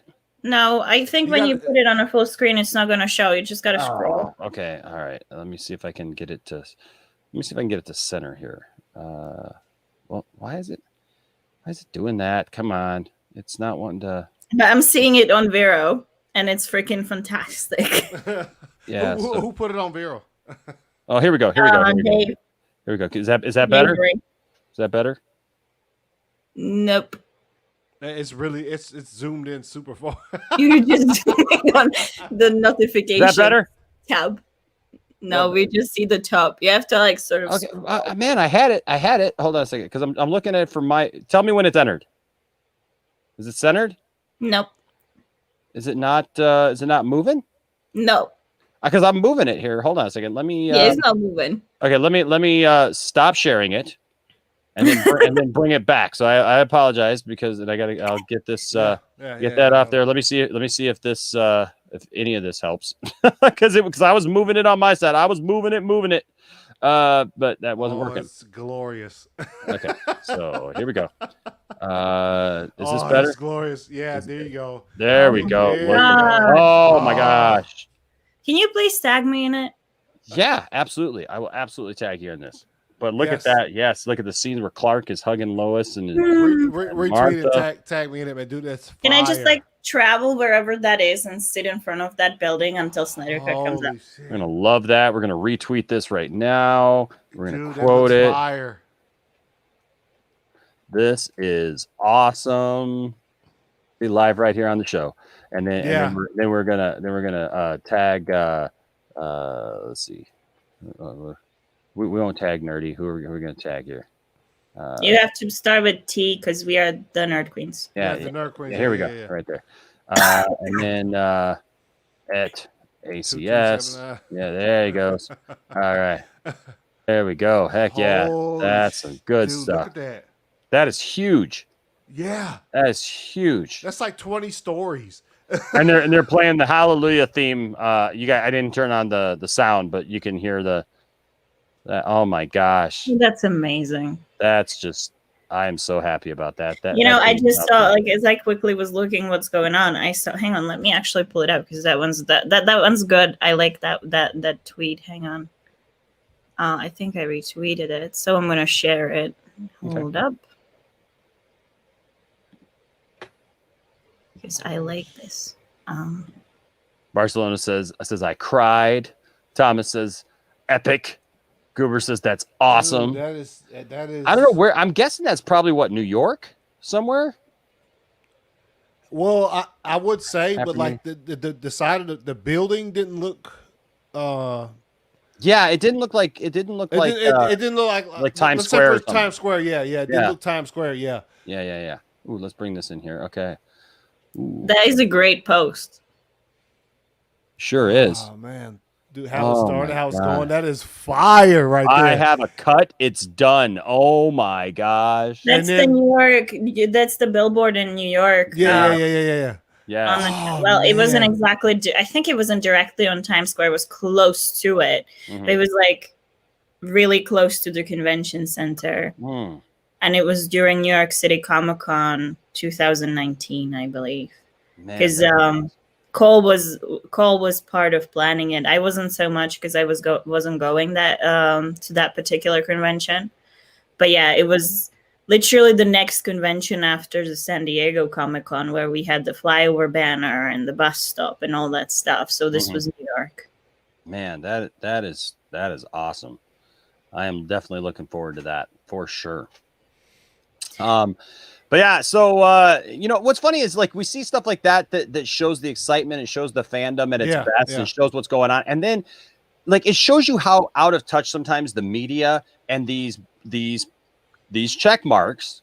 Right there it is, right there. Look at that check mark right there, right? So people like this have, and you can see there that I do not follow him, but it's these people. They're so out of touch with the reality of what fans want, and then look here. He's like, that's not a preemptive knock at Matt Reeves, the Batman. He's not going to make a knock at the Batman. He's going to make a knock at Snyder and the Snyderverse, basically by it. But this is not a preemptive knock at Matt Reeves, the Batman, which looks good, and I'm sure will be fine. It's an acknowledgement of how even with DC films succeeding despite Batman, it's still being compromised to justify another entirely standalone Dark Knight movie. What? So just Oh my god! If you scroll down, we're getting to it. We're getting to it. Big reveal here. but you have to play the video. You have to play the video. I posted with it. Oh yeah. Okay, so then the first one that pops up in mine here is hers. Let's see if I can. Oh, you know what? I'd have to take it out and bring it back so I can get sound. Let me take it out and then I'll bring it back in with sound, and then that way you can all hear exactly what Miss Nana here posted. I actually have to thank Soham for that one because he dug up that particular video, and it's the one where Ben's saying how he enjoyed working on Batman v Superman. So according to Mendelson, he left because of his experience with Batman v Superman. He left. Make sure. I had a better time on Batman v Superman, which I really enjoyed doing. And Justice League was unfortunately touched by some personal tragedy and death in Zach's family, and it just, like I say, sometimes things sort of work and gel, and sometimes they just you seem to be just having one problem after another. I really loved Batman vs Superman, and Chris wrote on it, and I really loved Zach, and I love putting on the costume, and the idea of doing the digital alteration to the voice was really interesting to me, and I had a good time. I love Detroit, really fun city, really cool place. My kids came out and visited. Detroit's the best. I'll be there in February. I really enjoyed. But Ben Affleck was totally turned off by Batman v Superman, Scott. That's what we can get from all this, ladies and gentlemen. When we hear him talking about that, obviously Ben Affleck hated working with Zack Snyder, hated working on Batman v Superman, and hated the Batman character as a whole, as you can see right there in what we just watched right there. It was pretty obvious. It was pretty obvious, wasn't it? I think we can all agree it was pretty obvious. But here, ladies and gentlemen, is where the fun begins. Well, it began with Nana there on my thing, but Jay Oliver. Let's bring this up nice and big here. Jay Oliver, this was awesome. Says, I'm curious where you got this info from, Scott. Did Ben tell you this? Because I was working with him personally just prior to him leaving the project, and not once did he seem like he didn't want to be Batman. His version of Batman in his solo movie would have made fans proud. I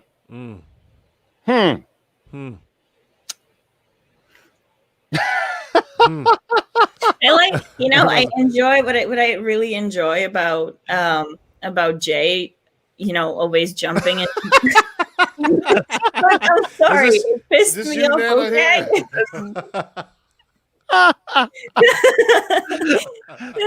Nana, would you like to read that in your Russian accent? Let's let you read that there.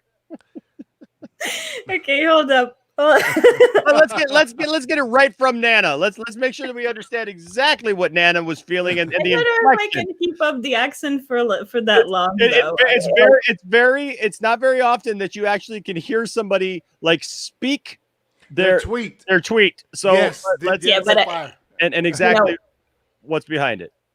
All right, let me see if I can do the whole thing in the accent, but it's gonna be hard. Interesting how this guy can literally make shit up on spot and nothing happens, but an actual interview can get you fired over there, right? Hey, here we go. Heck yeah, Nana, that was awesome. I have to practice the tone a bit. It needs to get a bit more hard. A bit more violent. That's what you mean. Just I get to get my R's together. You can say it like Batman. Interesting how this guy can literally make up. Yes. on this spot, but nothing happens. But an actual interview can get you fired over there. Yes.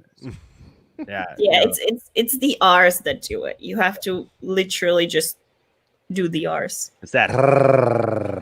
It's funny because it's like Russian is a bit harder. Not harder, but I want to say harsher because Czech R's are a little softer than that, but not in the English kind of way, but in the opposite kind of way, because we have a letter in our alphabet, which is like a R with an accent mark.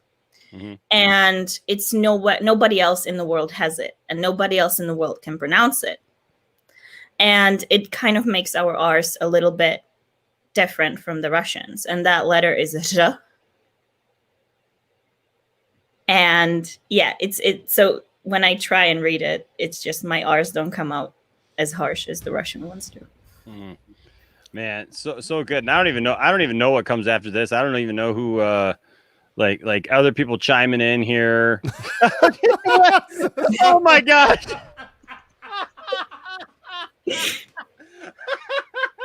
I had to comment on that too, because that was good. Sorry, it was. Sounds about white. I'm sorry, I'm a white guy, and that's funny. Oh my god. Oh my god, that's hilarious. Oh man. Oh, that's funny. Well, it is funny, but also like painfully true. There's Nana back there with the oh snap. And they say racism doesn't exist. Oh my gosh. Hey, that's a good question. Go back up. Right It here? says, exactly, Forbes. What are your standards for? No. No. Oh, that- no. What are your Oh, standards for keeping contributors? That's a really good Right? question, actually. Right. Considering, Shiraz. Shiraz is a friend of. He's all of our friend. You know what I mean? Like he's. Yeah. Yeah. That's a really, really good question. I'd like to see Forbes try to. Oh answer no, that. Cole's here. Yeah. She said, "That's my girl." What's good, Cole? But yeah, I'd like to see Forbes try to answer that question. Yeah, but they won't. You know they won't. Oh no, they won't. They won't. Because it puts them in that kind of position where they have to give a confidence. Because I mean, it seems like Shiraz. I mean he gave. One of the things that impresses me about him so much. Shiraz is fire. He is, man. He is absolute fire. He has been fair. Obviously, he's a DC fan, but you know what? He has been fair all along when it comes to his reporting. Yeah. When it comes to the way that he shares things, you don't see him just like making up a bunch of stuff or whatever. He's been very fair, and I even think that in his interview or the last one that that he did with Ray Fisher, that he handled that in a very professional way, and said what needed to be said. Yeah. And he gets let go. Yet people like this, like Scott Mendelson, can just literally make up stuff and talk and like literally blatant lies, because let's be honest with you, that's what this is. Ben did not hate playing Batman. Ben did not have a problem with being Batman. Ben did not have a problem with Batman v Superman. He didn't have a problem with any of that. If anything, it's just like what we just saw there. He had a problem with the way Justice League went down because of the scenario around it. And that made it tougher, that made it harder. But then obviously there was a lot of other things that were going on. He didn't leave DC Films because of DC Films. No. He left because of other things going on in his life. And which it goes to show you, because now that he has those things taken care of, he is now in a healthier place. He looks awesome. He looks great. Yeah. And he's back. Also the way the treatment, I guess, with coming back for the reshoots for Justice League. Mm-hmm. So that yes, that was the thing that steered him also, as well as what you were talking about, the personal issues or whatever. But yeah. So as far as Shiraz, Shiraz is fire, dude. We had him on World's Finest on the with Deck the Halls on our episode of that. And that was the first time I actually got to talk to him, because I had been wanting to for so long. Dude's legit. Dude's like really sincere and stuff. And like, So exactly. That's why I pointed out that question, because I would love to see them try to answer that. Don't think they would be able to. Don't think no matter how hard they would try to answer that, they would not be able to. Especially for our standards, because you know we're on. No, they're not gonna answer this. They're No. like we know this already. There's not gonna be. Yeah. But he's Shiraz is fire. So like, that's a really, really good question, considering the fact that we saw what happened with Shiraz, and then we also saw how that dude's still somehow employed and still able to put this stuff out there. But like, Nana had a good. I think he enjoys it because his entire like all of those tweets chained together just were like welcoming. Please come and fucking clap on me right now. You know what I'm saying? Like that's exactly what it seemed like, because it was just didn't make sense. And then Jay comes out, Zach didn't, but Jay comes out and what does he have? He didn't even have. Did he have a rebuttal to that? He didn't, did he? No. No, yeah, I didn't. Exactly. I didn't see. I'm going back actually through here, and no, he didn't. I mean, I don't see anything after that. As much as we love Zach's when he hit him on DC Fandom Day, because obviously dude saw the trailer early, so when he came out and hit him, we loved it. But Jay is the Twitter warrior for our fandom. There's nobody better at it. Like, people come out and say, go ahead. No, I like how Jay always comes in, because it's like he has been part of all these projects and he's been there, but people tend to forget that, and it's like then you see them getting in fight with him, and it's like, dude, like, somebody post something, they'll tweet something out, and out of nowhere, Jay will be like, "Oh, so how do you know that? Were you there? Were you on set? Is that how you know?" And then they're like, where did you come from?" And he's just, I love him. Well, I was the one on the set, you know. Yes, Jay is fire. Yeah, well, I love it. It's like how who told you that? Did Ben tell you that? Oh, that's funny, because I had a conversation with him 2 hours ago where he told me this right. is fire. I got him sitting right here next to me right now, and that's exactly how he comes, and it's so great. It's so great, because in our not in our fandom, but like in fandom in general, like there are people who are part of things who are unwilling to come forward with statements like that. You know what I'm saying? Like, some people they'll just let it slide, whatever. And I, as fans of this thing, like, not just the DC, like the universe as far as film goes, but in the animated universe, we love to see somebody come to our defense. You know what I mean? Yeah. Not that we need it, because you see what we did to get Zack Snyder's Justice League, but like, we love to see like somebody in our defense. It's always cool to see that. And that's why when when the trailer leaked early at DC Fandom, and Scott Mendelson posted, whatever he posted, Zach came out and clapped on him so hard. It was just like, But see, that's, guys, that's what needs to happen. You know what I mean? Like, these guys, these people, anybody who's going to come out like this, because look, we all know this has been the status quo for a long time.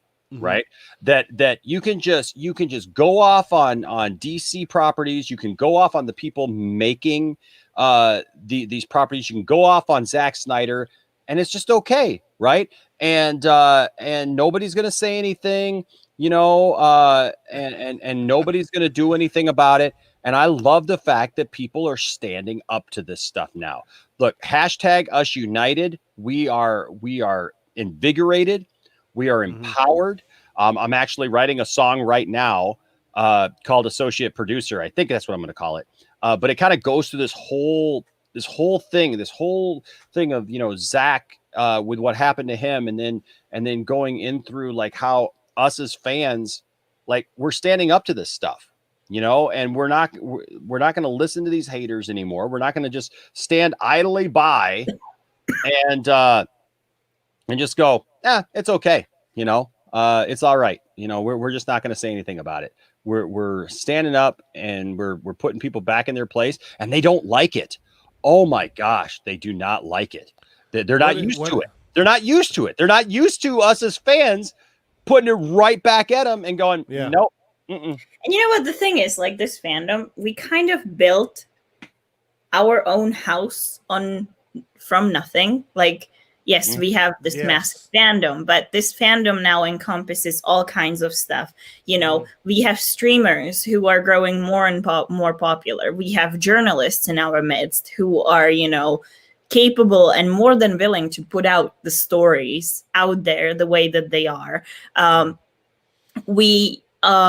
You know, we created a community where, you know, Zach and other, you know, members of his crew and cast feel comfortable enough to come out and speak to us. We have our own convention. We have our own entire thing, and we built it without these people. And I think that's pissing them off. Logically, it does, you know, because it's just what it is, you know. Yeah. But that's our power. We took what happened with Justice League in 2017. And yes, it took years before we got there, but what we are building now, the way that we work now, it just, you know, we're building something that has power of its own, and we don't need people like Scott Mendelson. And Scott Mendelson really enjoys the attention, you know. He really needs it, so... you know, you got to do something apparently when, you know, you're you know, not well, so apparently he did okay, so I love this because Cole mentioned something down there, and so this was apparently his answer to this, because we asked if he had put anything else. Oh, he did. And so he apparently did answer, but I love how I think he's trying to be benign here a little bit. I got to read the whole thing. He says, so you disagree with something I wrote? You guys see that? Yeah. Okay. Oh yeah, that's from 2007, but I think that was... It was oh, that's his pin tweet. I'm sorry. Okay. Okay. Yeah. Oh my god! Nicotina.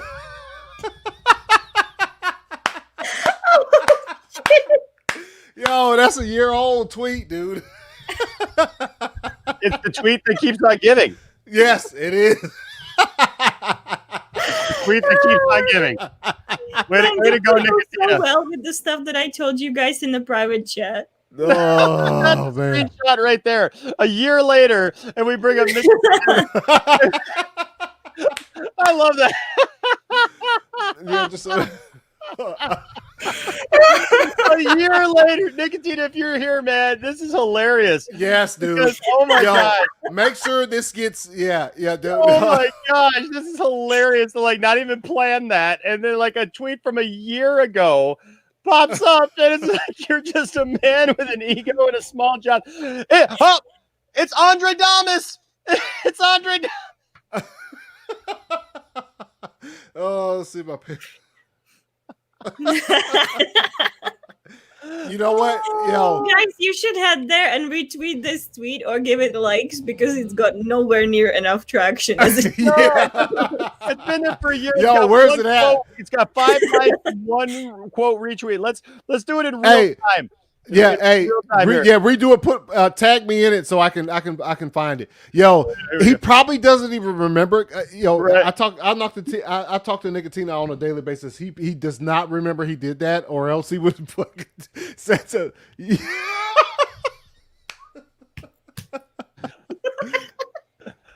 Oh my goodness. Oh man, I really wish we had discovered this earlier, like right after Scott had messaged, like after he had tweeted it out earlier, right?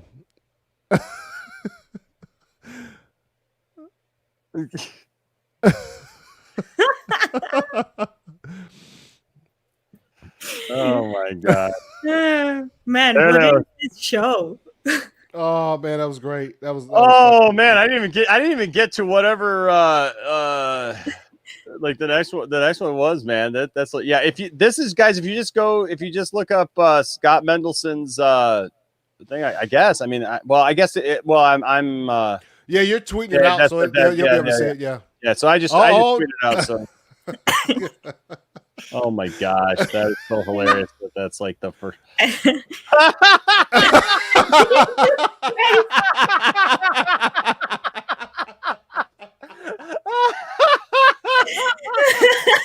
to Bob B. That's from last year as well. Yeah. Well, fitting. This is like the Hey, this is further proof for what Nana was saying earlier about him liking it. Dude, this type of delete the tweet. Like, you know what I'm saying? Like, Scott could have just deleted the tweet and just got rid of all. He didn't, because I think he likes that right there. Probably did something for him. The Oh my gosh. Oh my gosh. Oh my gosh. This is hilarious though. But like, seriously, this no, you know what? Oh, hey, ladies, welcome, ladies and gentlemen. Hold on. More royalty entering the lounge right now. Yes, ladies and gentlemen. Miss Cole, how are you? Hey guys. Wow, you What's spotted going me fast. Good to see you. Everybody, welcome her to the Poindexter Lounge. Yes. Oh my gosh, this is just. I'm sorry. I love keeping that up there for a second. Okay, so man, let's see what's. Are you still hurt over the fact that Zack Snyder roasted you out of nowhere?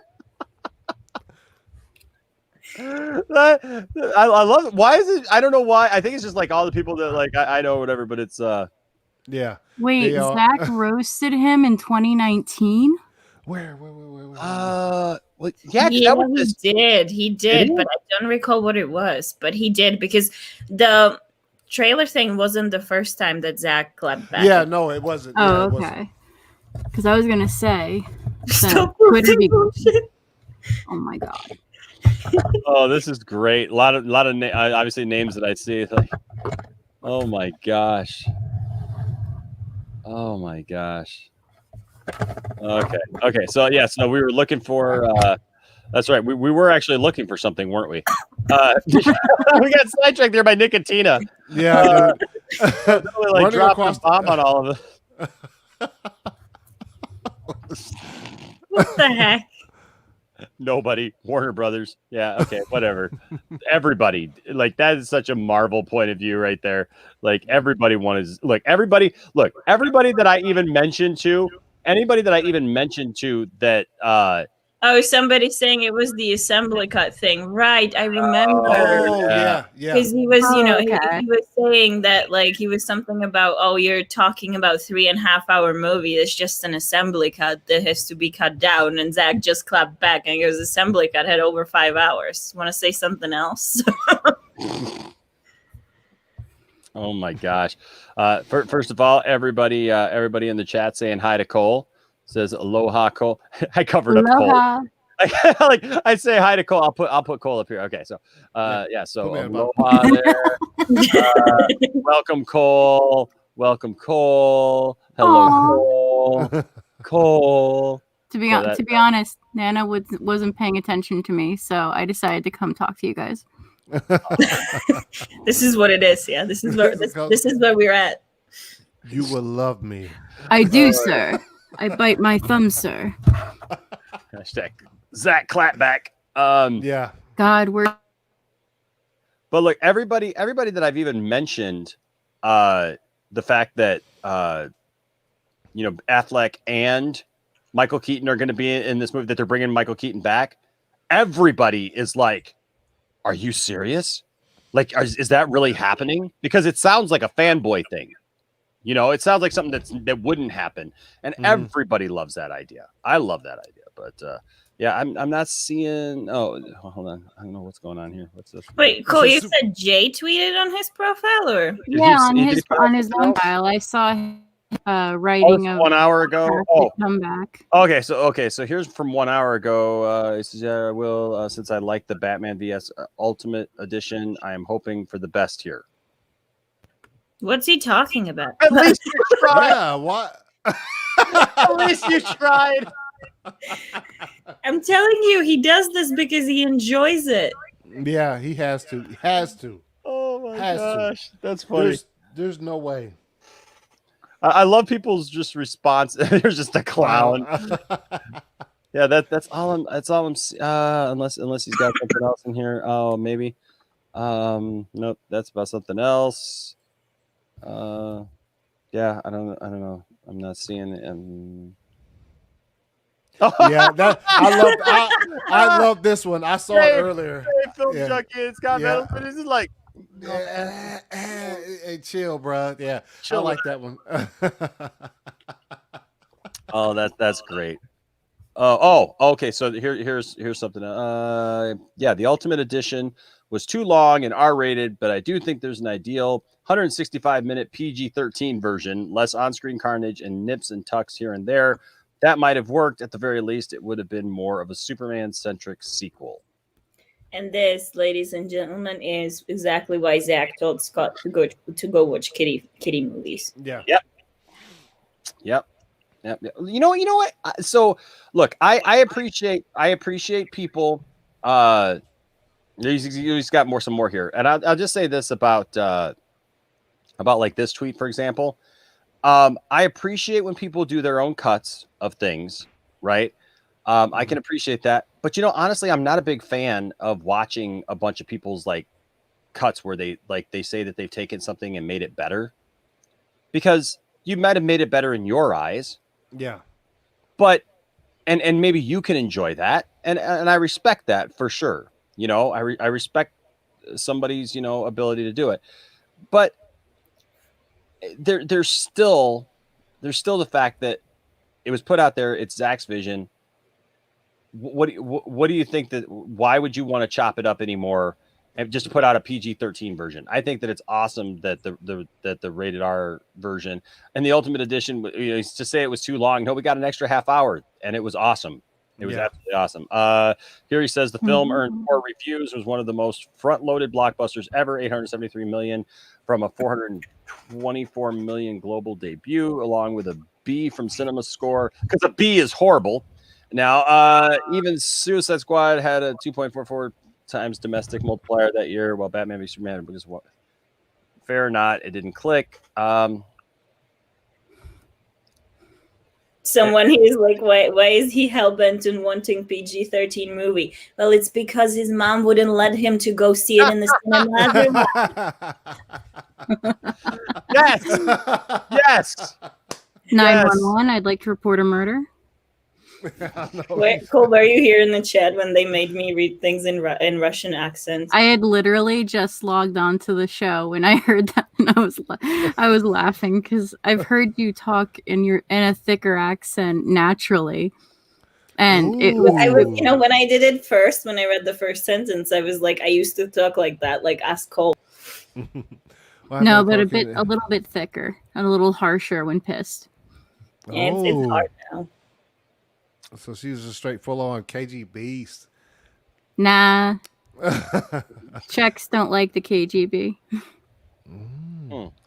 He says here it's really fun how an obsessive cult of personality centered on a single filmmaker, or specifically a few films from that director, has destroyed the ability to talk about the very thing, Batman films, that got many of us interested in blockbuster movies in the first place. And then he gives himself a thumbs up. Well, he has to. Nobody else is gonna do it for him, right? And so here's something too that I want to point out, like, because people keep bringing up the Snyder cult, okay, and I have a little bit of history with that because I still don't understand why they called me the Snyder cult leader, given the fact that, like, I had nothing to do with all that, but whatever. It's okay. I'll make that. Well, I had fun with it. And I started putting this thing on. And yes, I am the leader of the Snyder cult. I am Doom Dexter, and I started initiating people into the Snyder cult. We had like a couple of big ceremonies and stuff where we literally had people on here, and we were just like, yes, repeat after me. I, Anthony. Completely withdraw from all other directors. I completely withdraw from all other directors. I will only kneel at the altar. Kneel at the altar of the one true. Dark Lord director. Dark Lord Director. Snyder be thy name. Snyder be thy name. I Okay, pledge my Pastor, life. take it easy. I pledge my life, I pledge my life, my soul, my soul, and every movie-going experience and every movie-going experience to Zack Snyder. to Zack Snyder. Now rise as one of the Snyder cult, the many. Yes, you have been initiated. I want to Am know. I the only Do you one have it written concerned? down somewhere so that like it's saved every time, or is just something that you improvise on spot?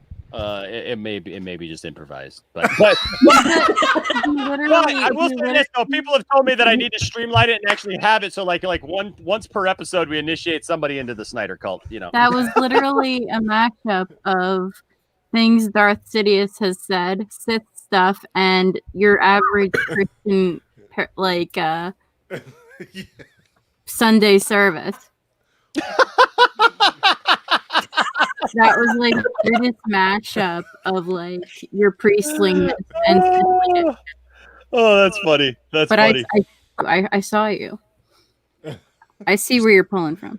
See where I'm pulling. Well, it's even better. I always love it when I put the Ultimate Warrior mask on too, because when I put the Warrior mask on and then put this over my head, oops, then I can do crazy eyes. I can do because then I get. Hold on. You need the hat. I know. Hold on a second. My hat fell. Where'd it go? It's on I'm your back. lost in my. It's on your hat's shroud. on your back. I'm lost in my shroud. Where'd it go? You know, I have I'm a feeling okay. it's just like All one right. giant meme. Here we go. All right. But see now, when I have it on like this, I can do crazy eyes, and it looks. I always freak out Max with this. So I go. Yes, I am Doom Dexter, leader of the Snyder cult. Yes, come on, come all. Rel says Enosh's greatest hits on display tonight. I love it. You were all right, Ralph. Yeah, but you know what? Seriously though, so this Snyder cult, thing. Because I saw a comment earlier in the chat, and people keep acting like that it's all centered around one director. It's just centered around one person. This cult of personality that's Zack Snyder, and that's what was in that last tweet. But here's the thing. People are completely missing the point of all this. It's not just about Zack. It's not just about this. It's literally, we came together around, yes, Zack Snyder, because one, we appreciate his vision. I'm sorry, that's what it was. And then people came together to support him and his family as they went through one of the toughest and hardest things that anyone could ever go through. And on top of that, I remember, I believe it was Nana Cole. I believe it wasn't it at Justice Con where he kind of talked about how like he went through that, but then also to lose his movie, which is like a baby to him. That's a lot to go through. And like literally, when you lose a family member and you work for a company, like your company is supposed to come behind. It's supposed to your community. Cole, you dropped. We can't hear you. He had the opposite effect. Yeah, for some reason my mic keeps dropping, and I don't know why. But no, we get what you're saying though. Basically, that it's a time that your company should come behind you, should support you, should keep you lifted up, and Warner Brothers just didn't do it. They dropped the ball on it, and it came back to bite them heavily because of their choices. Then it's not that they couldn't do it; they didn't want to. For them, what happened was just a convenient excuse. Like that's the worst part of it. It's not even that they couldn't; they didn't want to. They flat out didn't want to. They simply used what happened to what they thought was their advantage, and then they were surprised when it came back and bit them in the ass, literally. But Yeah. you know, Yeah. And so I just look at it like, you know, every time I hear somebody talking about the Snyder cult or whatever, look, there are always people in any fandom that go out to extremes. Right. And look, for, you know, we're not sitting here saying that like there aren't people who are DC fans or fans of, you know, these movies that we love, or even people who wanted the Snyder cut that aren't on those extremes.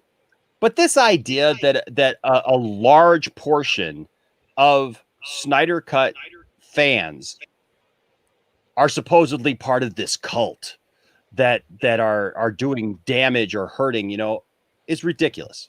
To me, it's just ridiculous, and it's a thing We that I are think a cult for good. That's all. yeah, there you go. I think it's a thing that people use to deflect because they don't have an answer or a proper argument as to why these things happen to Zach, or you know, or that it's okay that these things happen to Zach. They don't have an argument for that because there is no argument for that. So what do? They come at the people who support Zach, and they come at Zach himself, and they act like, oh, well, you know, the only people who care about this are these Snyder cult people.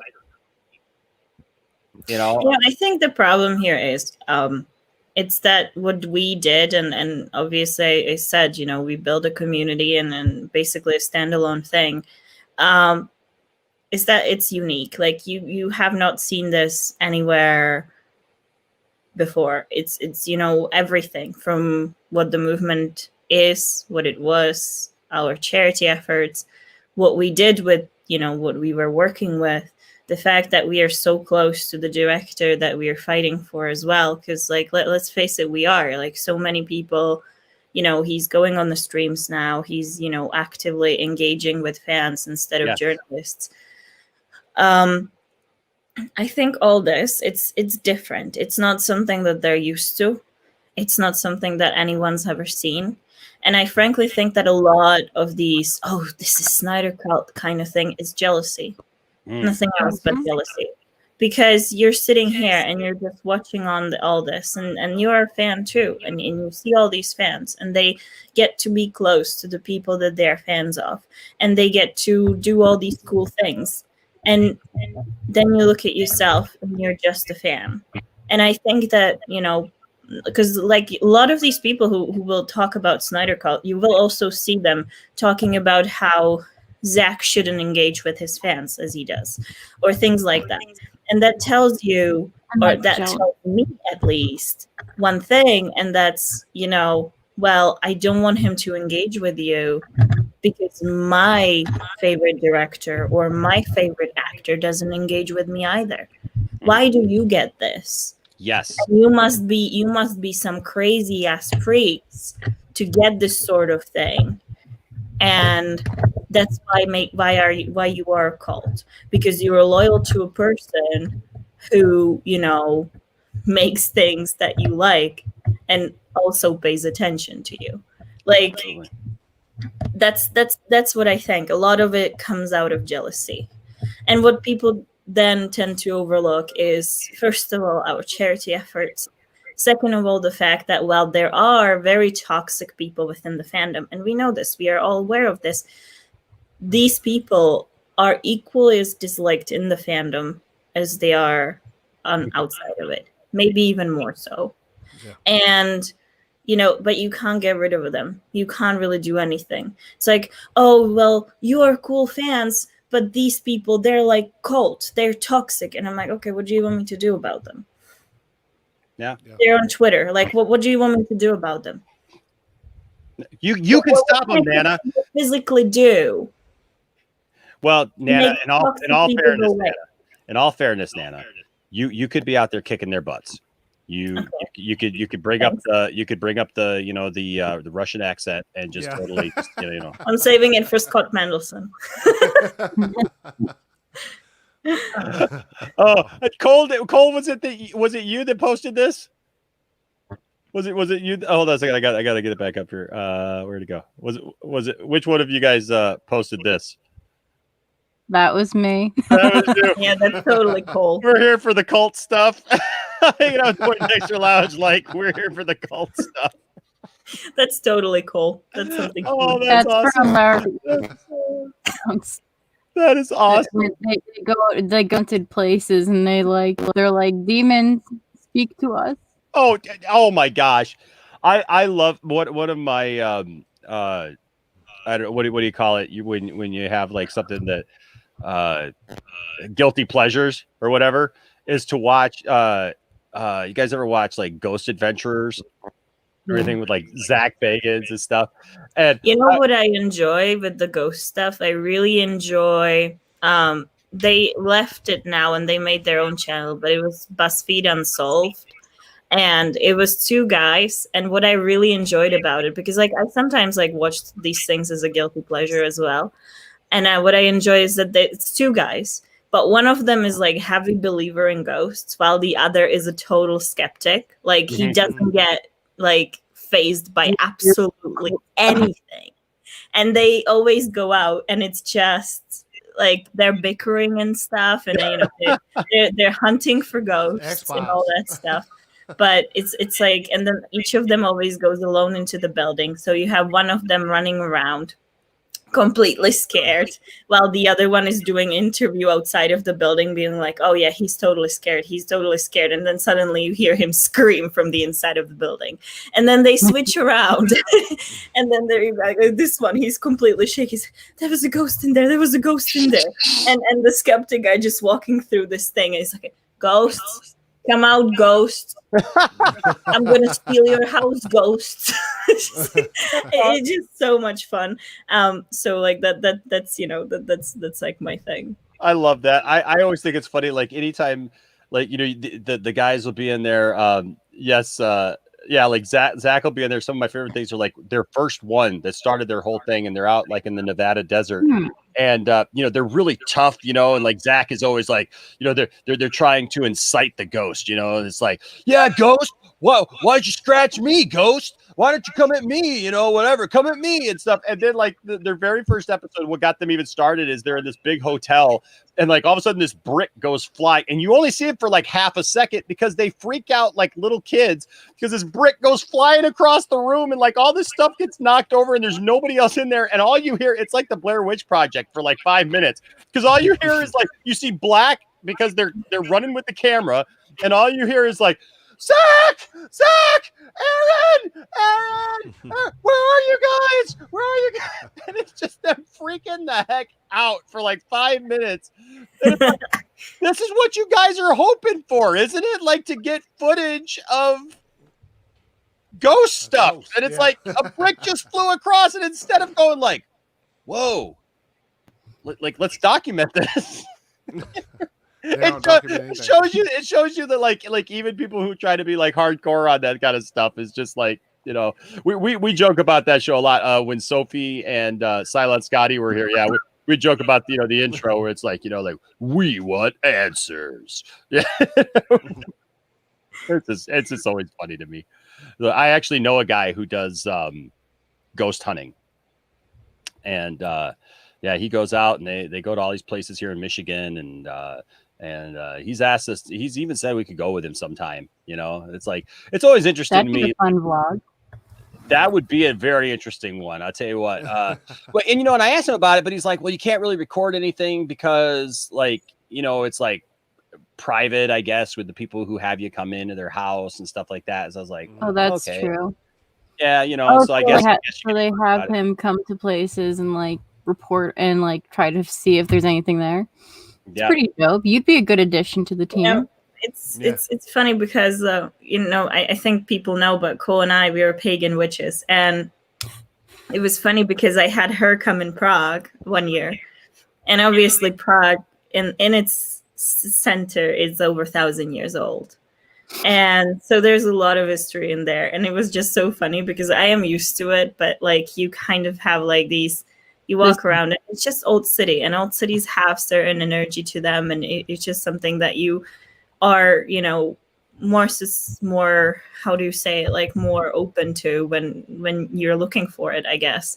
So I took her there, and it was just like she was like a kid in an amusement park to a degree, because she's like walking around and she's just trying to feel everything. but also I love it when castles are really cool. Oh heck I yeah! love I castles. love when they go through like technology and like every little thing that happens. They're like, ooh, ooh, ooh, oh, ooh, everything is ooh, ooh. You know, I love watching that kind of stuff.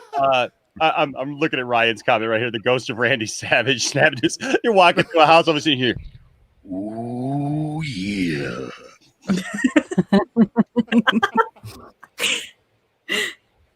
Snap it to a Slim Jim, brother.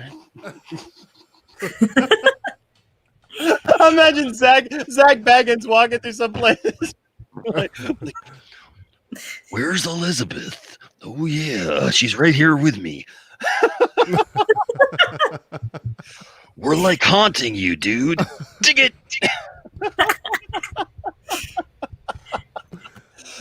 Hogan, you're gonna join us soon in the great beyond. Yeah. No, that is scary. That I bolt. Gone. Drop everything and run. Oh my gosh. But yeah, you know, I just I just look at it. You know, we're the Richards got it.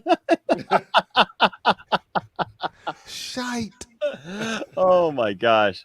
You know, weird stuff happens all around us. I've seen stuff before that I've gone like, wow, you know, like that freaks me out. I've had really weird premonitions at times that, you know, was like there was one night I actually called my grandmother because it was the weirdest thing. I was washing my dishes in my kitchen at my old house, and I hadn't talked to my grandma in a couple of days. And all of a sudden, like I felt this extreme presence of my grandmother standing behind me. And it freaked me the heck out so much that I turned around like and half expected to see her. Like it was, I really can't even explain it. This. I literally called her to make sure she was okay. It was like past midnight. And I called her because I was just like, I wanted to make sure she was okay. She answered the phone. She's like, hey, you know, I was like, okay, cool. But I was like getting all kinds of like goosebumps and, you know, and everything, you know, and yeah, man, it's always interesting, you know, like around Flint, there's like all these old mansions and stuff that have all this history and, you know, and everything. When I moved to the US, my mom and I made her like a little welcome to America thing with like some stupid little American flag tchotchkes and whatnot. But the main gift for me was Weird Michigan because I have the book. Because I have the Weird New Jersey book and I like to check off places. So I gave that to Nana so that way she could check off places, but she never did. What you mean I never did? I went to hell. Oh, that's you did go to. There is, for those who don't know what she's talking about, there is a hell Michigan. So you can literally tell someone to go to hell and then take them there. You can drop them off in hell. You can leave them in hell. It also tends to freeze over in winter. Yes, so. That's the amazing thing. Every winter. I mean, I'm sure every winter hell in Michigan freezes over. So like, you know, be careful what you say next time you want to say, you know, when the hell freezes over, because it happens literally every year. Every winter. Every winter it happens. Well, and I know ACS, you're down in Georgia, man, and there's some history down there, man, with some stuff. My brother-in-law lived in Savannah, and he's had all kinds of weird stuff. Yeah, that has happened to him. Yeah, I ain't been to Savannah in a while, but yeah, Savannah is like a bunch of like old like houses. You know what I'm saying? Just throughout the entire thing. And there's also that's also like a spot where like college kids like to go for like, you know, spring break and things of that nature. But yeah, Savannah's. I hadn't been there in it's probably been like 10 years, but yeah. I could only imagine the type of stories people could say about going to Savannah. Set up a meetup and tell them I'll see. Yeah, I like this. You could like do the whole Han Solo thing, right? Like, then I'll see you in hell. Okay, when are we gonna get there? When are we meeting up? Or is it Flint North? Or is it Flint North? North? That's funny. You know, You know what else? I would think being a preacher in hell would be like having a church in hell would be an interesting concept. Like, you know what I I mean? bet the there is any. Like, when we've been there, it was really tiny. I don't think they have a church. Like, to me, it felt like there's like one house that serves also as like sort of a restaurant, more like diner thing. Surprise! There is No no churches golf in hell. course there. No, I bet that if there is a preacher, he better have dad jokes so he can make dad Oh my jokes the whole gosh. time about being in hell. right? Oh my gosh! I just imagine the cheesiness that would be like on a weekly basis, right? You know, Yeah. If I went to this, I would require at least 4 cheesy jokes about hell. At least 4. Towards You're the like, back of this. You could come do to the altar could now, or charge you'll them. have to live here forever. I leave a bad Yelp review otherwise. Oh my gosh. Yeah, there's all kinds of crazy stuff. Tiffany's got all kinds of like crazy ghost stories and stuff that have happened to her over the years. And I have way too You know, many. we like to, Cole and I, we like to, wherever we go, we like to travel and always find like places that are, you know, haunted or supposedly haunted, which resulted in quite a few strange adventures over the years. I'm not gonna lie. oh, I'm sure. I remember so I feel bad about this now because I remember when I was probably 7 years old, there was this house in our neighborhood that had weird things happen around it and in it and all kinds of stuff. And everybody thought it was haunted because nobody lived there. Like we never saw anybody there, nothing but like the lights would come on and off. And this was like in the early 80s. So like now, you know, it's not a big deal, but like literally nobody lived there. Nobody was ever there and stuff would happen there. And I'll never forget because one time I met up with my friends there and like we would have walkie talkies outside the house, you know, because me and my buddies, we'd play around that house and stuff. We'd have walkie talkies and like weird stuff would come through the walkie talkies. Like when we'd be there and it'd be like, what the heck was that? You know, we're like 7, 8 years old. And I'll never forget because I feel so bad now because I know like now, like that had to be somebody's house, right? But like one of the kids like went up and like tried to open the door because it was like one of those dare things, you know, that is like, oh, you go open the door. No, you go open the door. Yeah. And the kid goes up to open the door and the door opened. And so like he walked. It's like, what do you do then? Yeah. So like he walked into the house and we're like, dude, don't go into the house. And so like a bunch of us 7-year-olds end up in this person's house. And I feel so horrible now because it's like 1983. And I'm just like, but we ended up in this house. Nobody took anything or anything like that. But it was like we were so freaked out because we were sure that this house was absolutely haunted and that a ghost opened the door for us. And yeah, and that house was just always known as the haunted house. And like some weird, I think like something fell off of like a coat rack or something like that while we were in there, and it freaked us all out. We all ran out. So it was like never went back there again. William Powell, what's up with the $2? Hey. Thank you, William. Says Cole, Nana, what do you think of Wonder Woman 84? I liked it. Of course, there are some issues, but I did like it overall. Like 3.5, maybe 4 stars. I enjoyed it. I enjoyed the movie quite a bit. I really liked the third act. I had a bit of issues with the first two.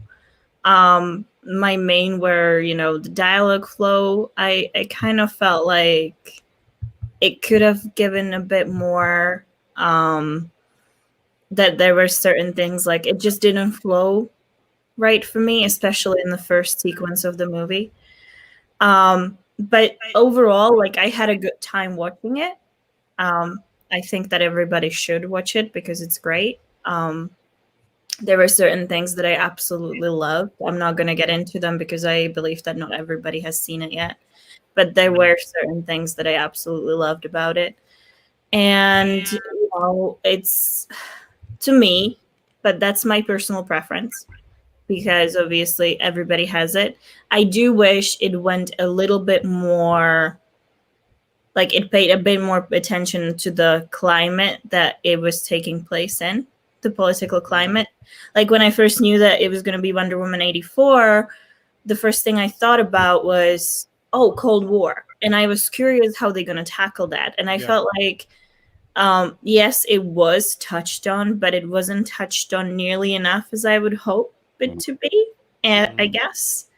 But that's more of my personal preference than like saying, you know, this had to be there, because I'm not the kind of person who says this has to be the way that I imagined it to be. That makes no sense. So like that would be my thing, that I wish that they paid a bit more attention to that. And there were also certain things between Diana and Barbara that I wish that they paid more attention to and kind of went a bit more into. But obviously it wasn't choice that they took, and the movie that came out, I really enjoyed it. I had fun with it. And the third act was great in my opinion. Yeah, and that's awesome. Those are all kind of the same. You know, that's kind of what we felt too around here. You know, like I think there's a lot of people tearing it apart. Obviously, me and Matt Jarbo. That's what we asked Matt Jarbo last night. We did a big stream where we had a debate on it, and Matt absolutely hates the movie, and I was just like, dude, you know, like it's really not that bad. Oh, what do we got here? This is me in hell. Yes, that's awesome. Hang on, I got more. So it's funny because hell itself, they don't actually have this sign when you get there, because everybody keeps stealing it apparently. Yeah. So they have this. We went to a Tigers game before, so this was like a sort of a trip, because we went downtown to see Tigers, and then we were going back, so we took a trip to hell, and then we went back to wherever we were living. But yeah, that's me in hell. I had, as you can see, my hair was a bit longer at the time and a bit darker at the time. But yeah, that's me in hell. Can we Photoshop a picture of Scott Mendelson in hell? I don't know. This bill is too nice for Scott Mendelson. Yeah, I don't want him to show up in my neighborhood. Also, don't Photoshop him on me, okay? I like my boobs. Don't give them to Scott. He's not just like, I'm good.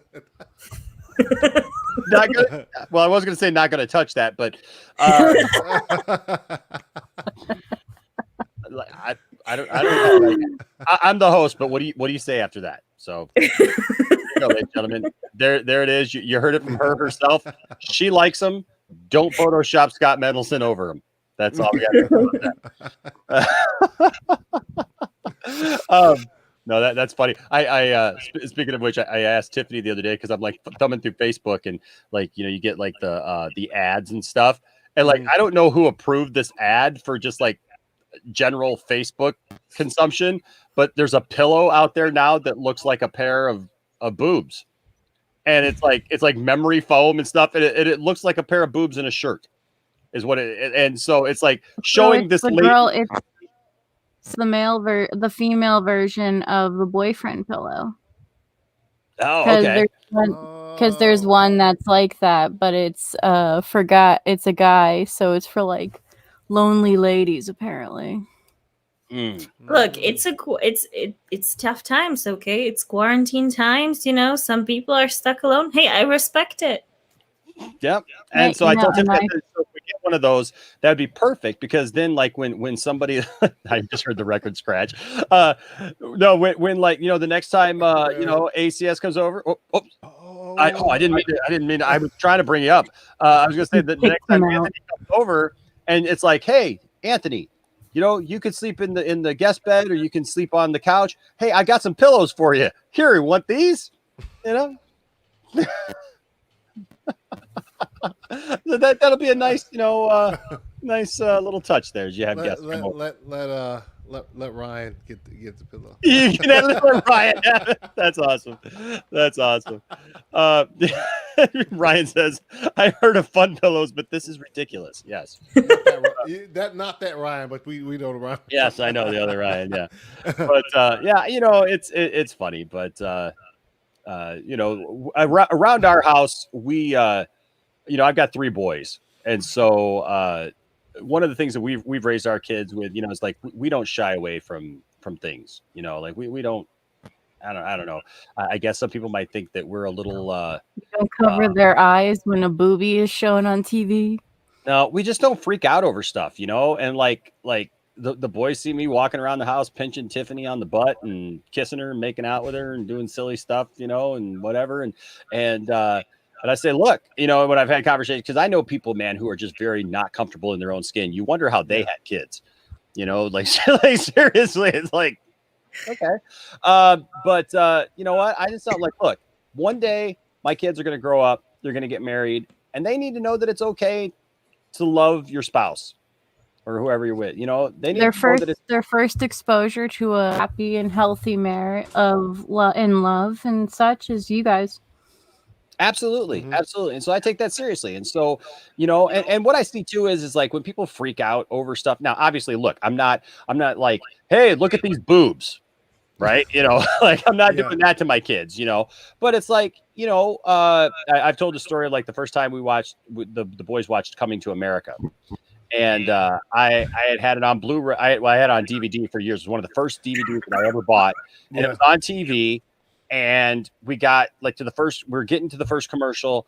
And then I realized that it was going to be 2.5 hours on TV when it's only an 1.5-hour movie and the kids were going to have to go to bed. And so I was like, you guys got to see this movie. It's going to be fun. So we're eating dinner. And I told the kids, hey, pop in the DVD. We literally opened the DVD right then. And I said, pop that in and we'll just watch it on DVD. And once it gets to the first commercial, we'll catch up and we'll be there.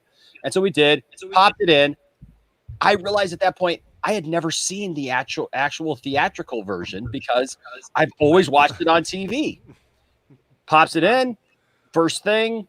Biz. Girl pops up out of the water, you know, the royal penis is clean, but you got like 5 girls standing around topless, and I got a plate of spaghetti in my hand. And I'm like, where's the remote? I can't find the remote, everything. And if I was just like, well, there you go. You know, like, you know, but I think like I think that what the issue I think that with this thing, we shouldn't necessarily like cower from it and pretend it doesn't exist and stuff like that, especially like people who have kids, because I think that if you pretend like, you know, all this stuff doesn't exist, not only you don't give the kids the idea of what healthy relationship is, but they're also more likely to, you know, not pay attention to important stuff, you know, like not just relationship, but also like sex wise as well.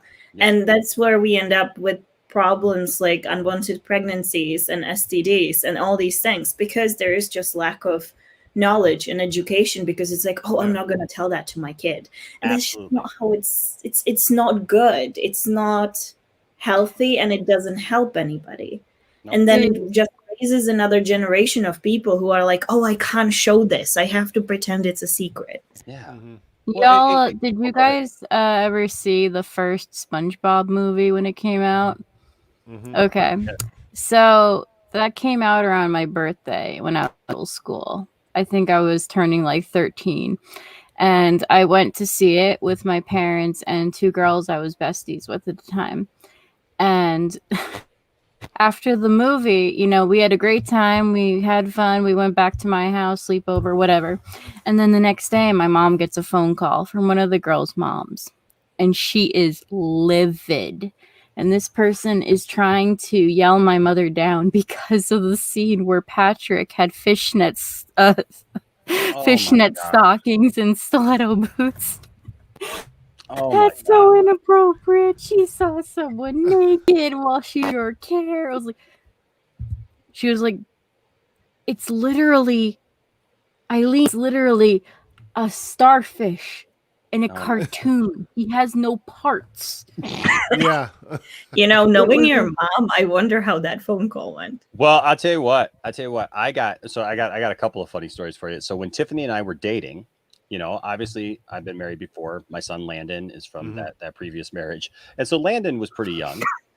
So one day I get this frantic phone call from my ex-wife, and she's just like, I can't believe you. What is going on over at your house? And I'm like, the heck are you talking about? Star Wars. Oh, yeah, Star Wars. We're watching DC movies. I don't know. We're watching wrestling. Like what? And she's like, but no, she's just so angry. And I'm like, what the heck? She's like, is she knew Tiffany? I've known Tiffany for 22 years. Like, Tiffany used to literally watch Landon, and we used to watch her boys. I mean, her boys, my two boys now, Isaac and Logan, they used to call me Uncle Enosh. Like, that was one of the things I told him when Tiffany and I got married. I said, you don't have to call me dad. I said, I'll be whatever you need me to be, but you can't call me Uncle Enosh anymore because that's just too weird. Yeah. And so the funny thing is so she's like, I don't know what you and Tiffany are doing over there, because she was ticked off that I was dating Tiffany. First of all, she did not like that idea at all. And she's just like, I don't know what you and Tiffany are doing over there, but I think it is very inappropriate for Tiffany to be walking around in her bra. And I was like, what? She goes, Landon told me that he saw Tiffany in her bra. I'm like, that's never happened. She's like, don't try to explain it to me. I'm telling you right now that I think that is very inappropriate. And she's like the queen of that. I mean, everything's inappropriate, right? I mean, she doesn't like anything. And I'm like, look, I don't know what to tell you. I have no idea what Landon thinks he saw, but Tiffany has never walked through my house in her bra. And I was totally dumbfounded. So when Landon came back over, I sat him down and I said, hey, buddy. I said, your mom told me that you saw Tiffany in her bra. When did that happen? And I'm thinking that maybe he walked into a room when she was changing or something like that. Maybe saw her. He looks at me and he goes, well, yeah, Dad, I saw her in her bra. And I'm like, okay, well, how did that happen? And he says, well, she wears tank tops, and I saw that strap there from her bra.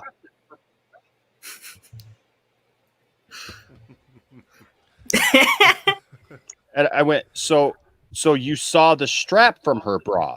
Yeah, Dad, I saw her bra. Because Tiffany loves to wear tank tops. Mm-hmm. And I said, so you didn't just see Tiffany in just her bra, you saw that. And that to him was, he had seen Tiffany in her bra. Yeah, he was probably like, oh, I've seen a bra, now I'm cool. Yeah, so the strap and the strap from the tank top, and so therefore, yes, he had seen. So like, I call his mom up and I'm like, hey, I just thought you should know that this is apparently what Landon thinks is seeing a girl in her bra. So there you go. Trust me, we're not having orgies over here. No. Well, then it's like, oh, well, okay. Well, I just wanted to make sure. Okay, well, there you go. Yeah. But the other thing is when I was at 13, talk about parents complaining. My grandmother still doesn't know this to this day, but I think about like this. If like this happened nowadays, this would be like totally a thing. My buddy Wayne, his parents took us to SeaWorld when it was still in Cleveland, like just outside of Cleveland, down in Ohio. And so we went to SeaWorld down there, and there was a little amusement park across the lake from SeaWorld called Geauga Lake, and they had a couple of roller coasters and stuff. So we go down there for a couple of days, and this family took me, and we're all staying in one room together. And this was when they first started putting like in-room theatrical movies in your room where you could rent them. Oh no. So his family was big into movies. Like, this was the guy, he was the first guy to have a VCR in the neighborhood. And we used to go over and watch movies at his house all the time. That's where I first watched Back to the Future and Nightmare on Elm Street and like all these. I think I know where this is going. And so they rent a movie that they didn't know what it was, and it starts, and it was Basic Instinct. Oof. I'm like 12, 13 years old, and anybody who's ever seen Basic Instinct knows, man, Basic Instinct starts off full on, like, going at it. And so this starts, and the look of sheer shock on their face, they can't pause it, they can't turn it up, but of course they're also extremely cheap, so they're not going to like turn it off. Yeah. They literally look at me and my friend, we're both like 13-year-old boys, and they're just like, oh, okay, boys, now listen. We're going to watch this movie, but we need you to be mature about this. I'm sorry. I'm a 44-year-old man. And still, when I see Sharon Stone, if I see that gives you feelings that like at 13, you're just like ready to explode. Yeah. We were told that we needed to be mature about watching Sharon Stone in in Basic Instinct. Yeah. But you know what? This is like all these things. That's so funny.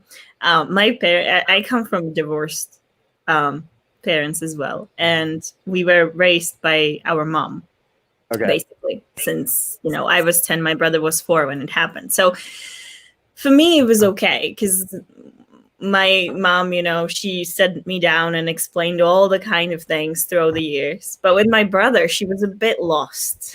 So when he started having girlfriends, and I'll never forget this because she called me. She was like so thrown off by this. She called me.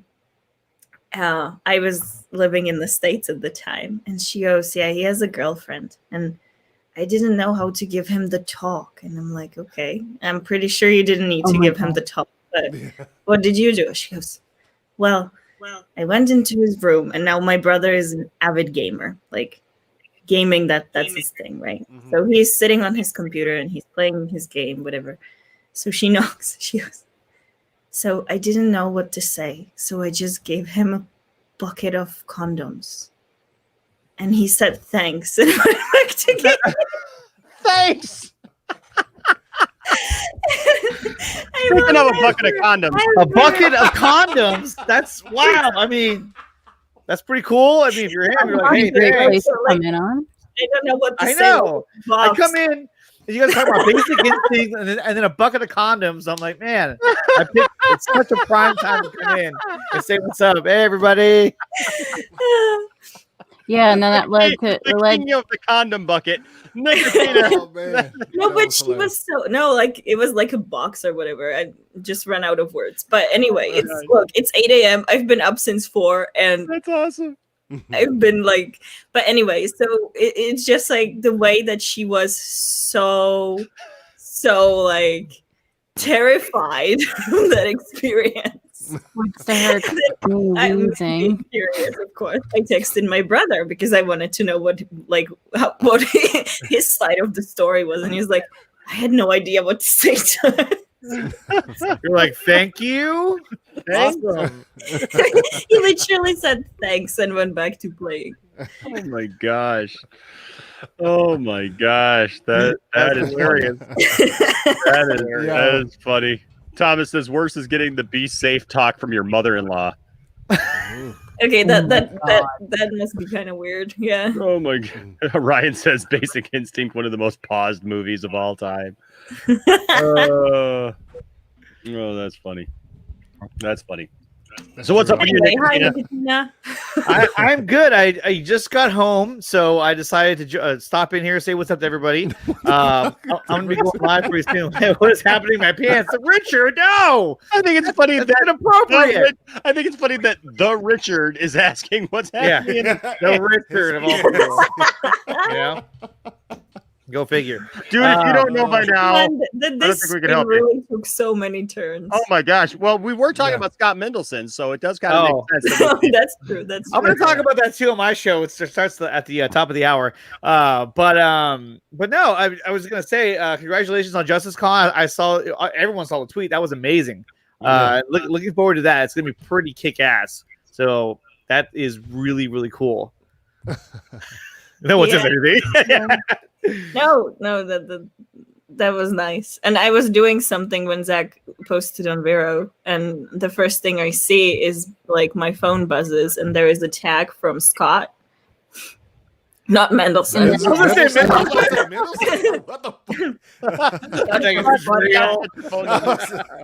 And there was a comment, it was somebody check on Nerd Queens, and it was right under Zach's post, and it was like, oh. There we go. There it is. That was awesome, though. That was really, really cool. So that was in classic Zach fashion, though. He told us he was going to post. He did. 3 days later. Well, he didn't say he's going to post on the day, but we were talking and all that stuff, and we were like, okay, so can we announce it? Like, we wanted to sort of do it like a Christmas present to the fandom, be like, hey, this is from us for you. Mm-hmm. Just like an announcement that it's going to happen. And so Cole goes, can we, put your name on the post that like you're going to take part in it? And he goes, yes. I mean, I don't know what would have to happen for me not to be there. And so we were like, excited for that. And That's he a goes pretty like, cool send me feeling. the graphic and all that stuff so I can post about it. And I was like, okay. Mhm. All right. Well, it's going to be awesome. It's going to be awesome That's for gonna be sure. fire. We're looking forward to that, and looking Mhm. forward to the announcement of when it is, and just all the things that you guys are going to be bringing to the table, and I encourage you all to as you guys start to see that it's coming out, share that, get that Yeah. out there, support this in any way you can. We definitely support you ladies and what you're doing, and I'm just so happy for you. I'm so happy that you're able to 100%. 100%. that you guys have this opportunity. And so And once again, Pretty if fire. you guys want to rewatch what happened last year, all the panels are now monetized, and what you do, the money that are earned on the ads are going to AFSP. So That's awesome. That is awesome. Yes, it's fire. that's awesome. That's awesome. Well, this has been a fun talk. This has been I feel like we've had the talk here in the last We've hit all corners. we've hit all yeah, corners of we it. did, we did. That just goes to show you, ladies and gentlemen, you never know You what's going never to know. happen at the Poindexter Lounge. You never know. Never know. Never know. There's always something new. You can't ever say that you have the exact same experience every time, because every time you come here, you're going to get something new, whether it be Mike Zero's girlfriend, whether it be whether it be standing up for what's right, whether it be guys like this with his Doom Crockett Johnson, whatever, Or a bucket of condoms. or a bucket. Or you know what? It could be something just nice and sweet, like Wonder Meg trying to take off with your Gene Hackman action. Gene Hackman. Look at that. Yeah. Only Enoch would have that. And you know what? If you turn into the Nerd Queens, you could see something like this. No. Yes. That's good, wholesome programming right there. It really is. It doesn't get more wholesome than that. Now, like with the way that hoodie's up, like I kind of look like a pink like Jedi. Like people talk about gray Jedi, but I'm a pink Jedi there, I guess. I am going to say, guys, Nicotina is getting ready to start your show, so you're going to be talking about these topics. Anything else going on over there in your neck of the woods, Nicotina? Before we not much. We just basically talking about the same things you probably just talked about a few minutes ago, but putting my own spin on it and just having a good time. So all of you guys are welcome to come on over if you're able to.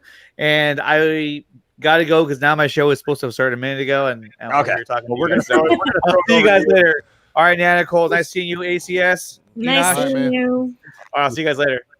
Congratulations once again to Chubby Teddy Monster for being our 1,000th Twitter follower.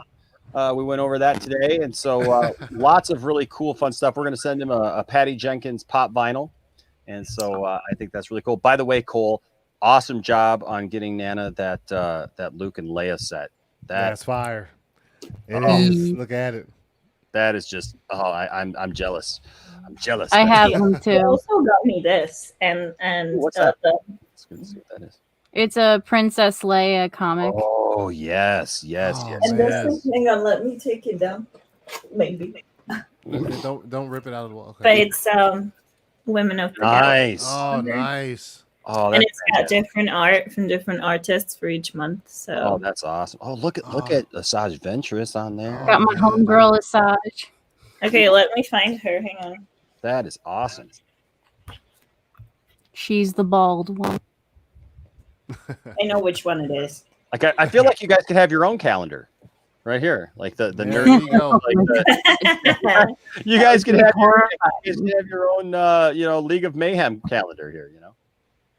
That'd be kind of horrifying. Oh, look at that. Man. Oh, I love her Look so at much. that. Oh, that's fantastic. So yeah, so we got- Lightsabers are fire, man. I'll tell you Yeah, what, I love that lightsaber, man. It's a great lightsaber. Well, thank you guys for being here. Anthony, you know what you want to tell everybody where we can find you, sir? Yeah, you can find me everywhere on social media at 2279ACS. You can find me on YouTube. Just search for the ACS Universe. Find me on Thursdays with my good friends Nicotina and Dawson and Ryan on 4 Nerds. And on every other Sunday, you can find me with my homegirl Meg doing our World's Finest Thing. And yeah, that's pretty much it, man. Exactly. I'm sorry. I just love that. the heck? I will let you ladies go. Cole, would you like to tell us where we can find the Nerd Queens? You already know it's the Nerd Queens everywhere. Awesome. Yeah, it's the Nerd Queens everywhere. We have a League of Mayhem stream on our YouTube channel every other week. The next one's going to be on the 5th of January. So make sure to step by. It always gets crazy. We also talk about cooking sometimes, which is probably the only topic that we didn't hit today. And we also have another channel which is called Justice Con, and there is a bunch of panels from the last year. Again, you can watch them now. If you watch the ads, the money that it raises go to AFSP. And in a few months, there should be another edition of the virtual convention there for you guys. Awesome. Well, we look forward to Justice Con 2021. We look forward to seeing what you have in store for us. And I think we all echo what Richard says here. Loving you at Nana and Cole. Queen, you guys really brought it. I'm happy to have heard from your perspective on these topics. It's always good to have you ladies at the lounge. You always know that you're welcome here at the lounge. And you as well, Anthony. I'm glad that you found your way here today. I thought that I'd set you a link, so I'm glad that you found your way. Well, folks, all I got to say is, you know what? Let's just keep striving, right? Let's keep putting it out there, no matter the Scott Mendelsons of the world. Let's just keep doing what we do, and if we keep doing that, like I said, make sure that we keep sharing sharing tweets, put it out there, letting Warner Brothers know what we want to see going forward. That we want to see the continuation of Zack Snyder's work. We don't want to see, I'm fine with the multiverse. But I definitely want to see a continuation of these characters that we love in the way that we love them. And you know what I say blow up the end of the cul-de-sac. That's what I say. I say destroy. I lived on. Listen, I lived at the last house on a dead end street for the longest time, and there was a fence there that went over to the next block, into somebody else's backyard. And I put up a fence and everything, and people kept pushing through the fence and just doing it as a shortcut. Look, we'll break down the fence. All right. We're going to break that. We're going to blow up the cul-de-sac, and we're going to continue on and do what needs to be done. And then also, guys, just keep supporting these guys, keep supporting this, and I look forward to seeing what the future brings for DC. As I always say, whatever you do, treat everybody with respect, treat everybody the way that you'd want to be treated, and if you do that, there'll always be a place for you here at the Poindexter Lounge. Until next time, stay nerdy.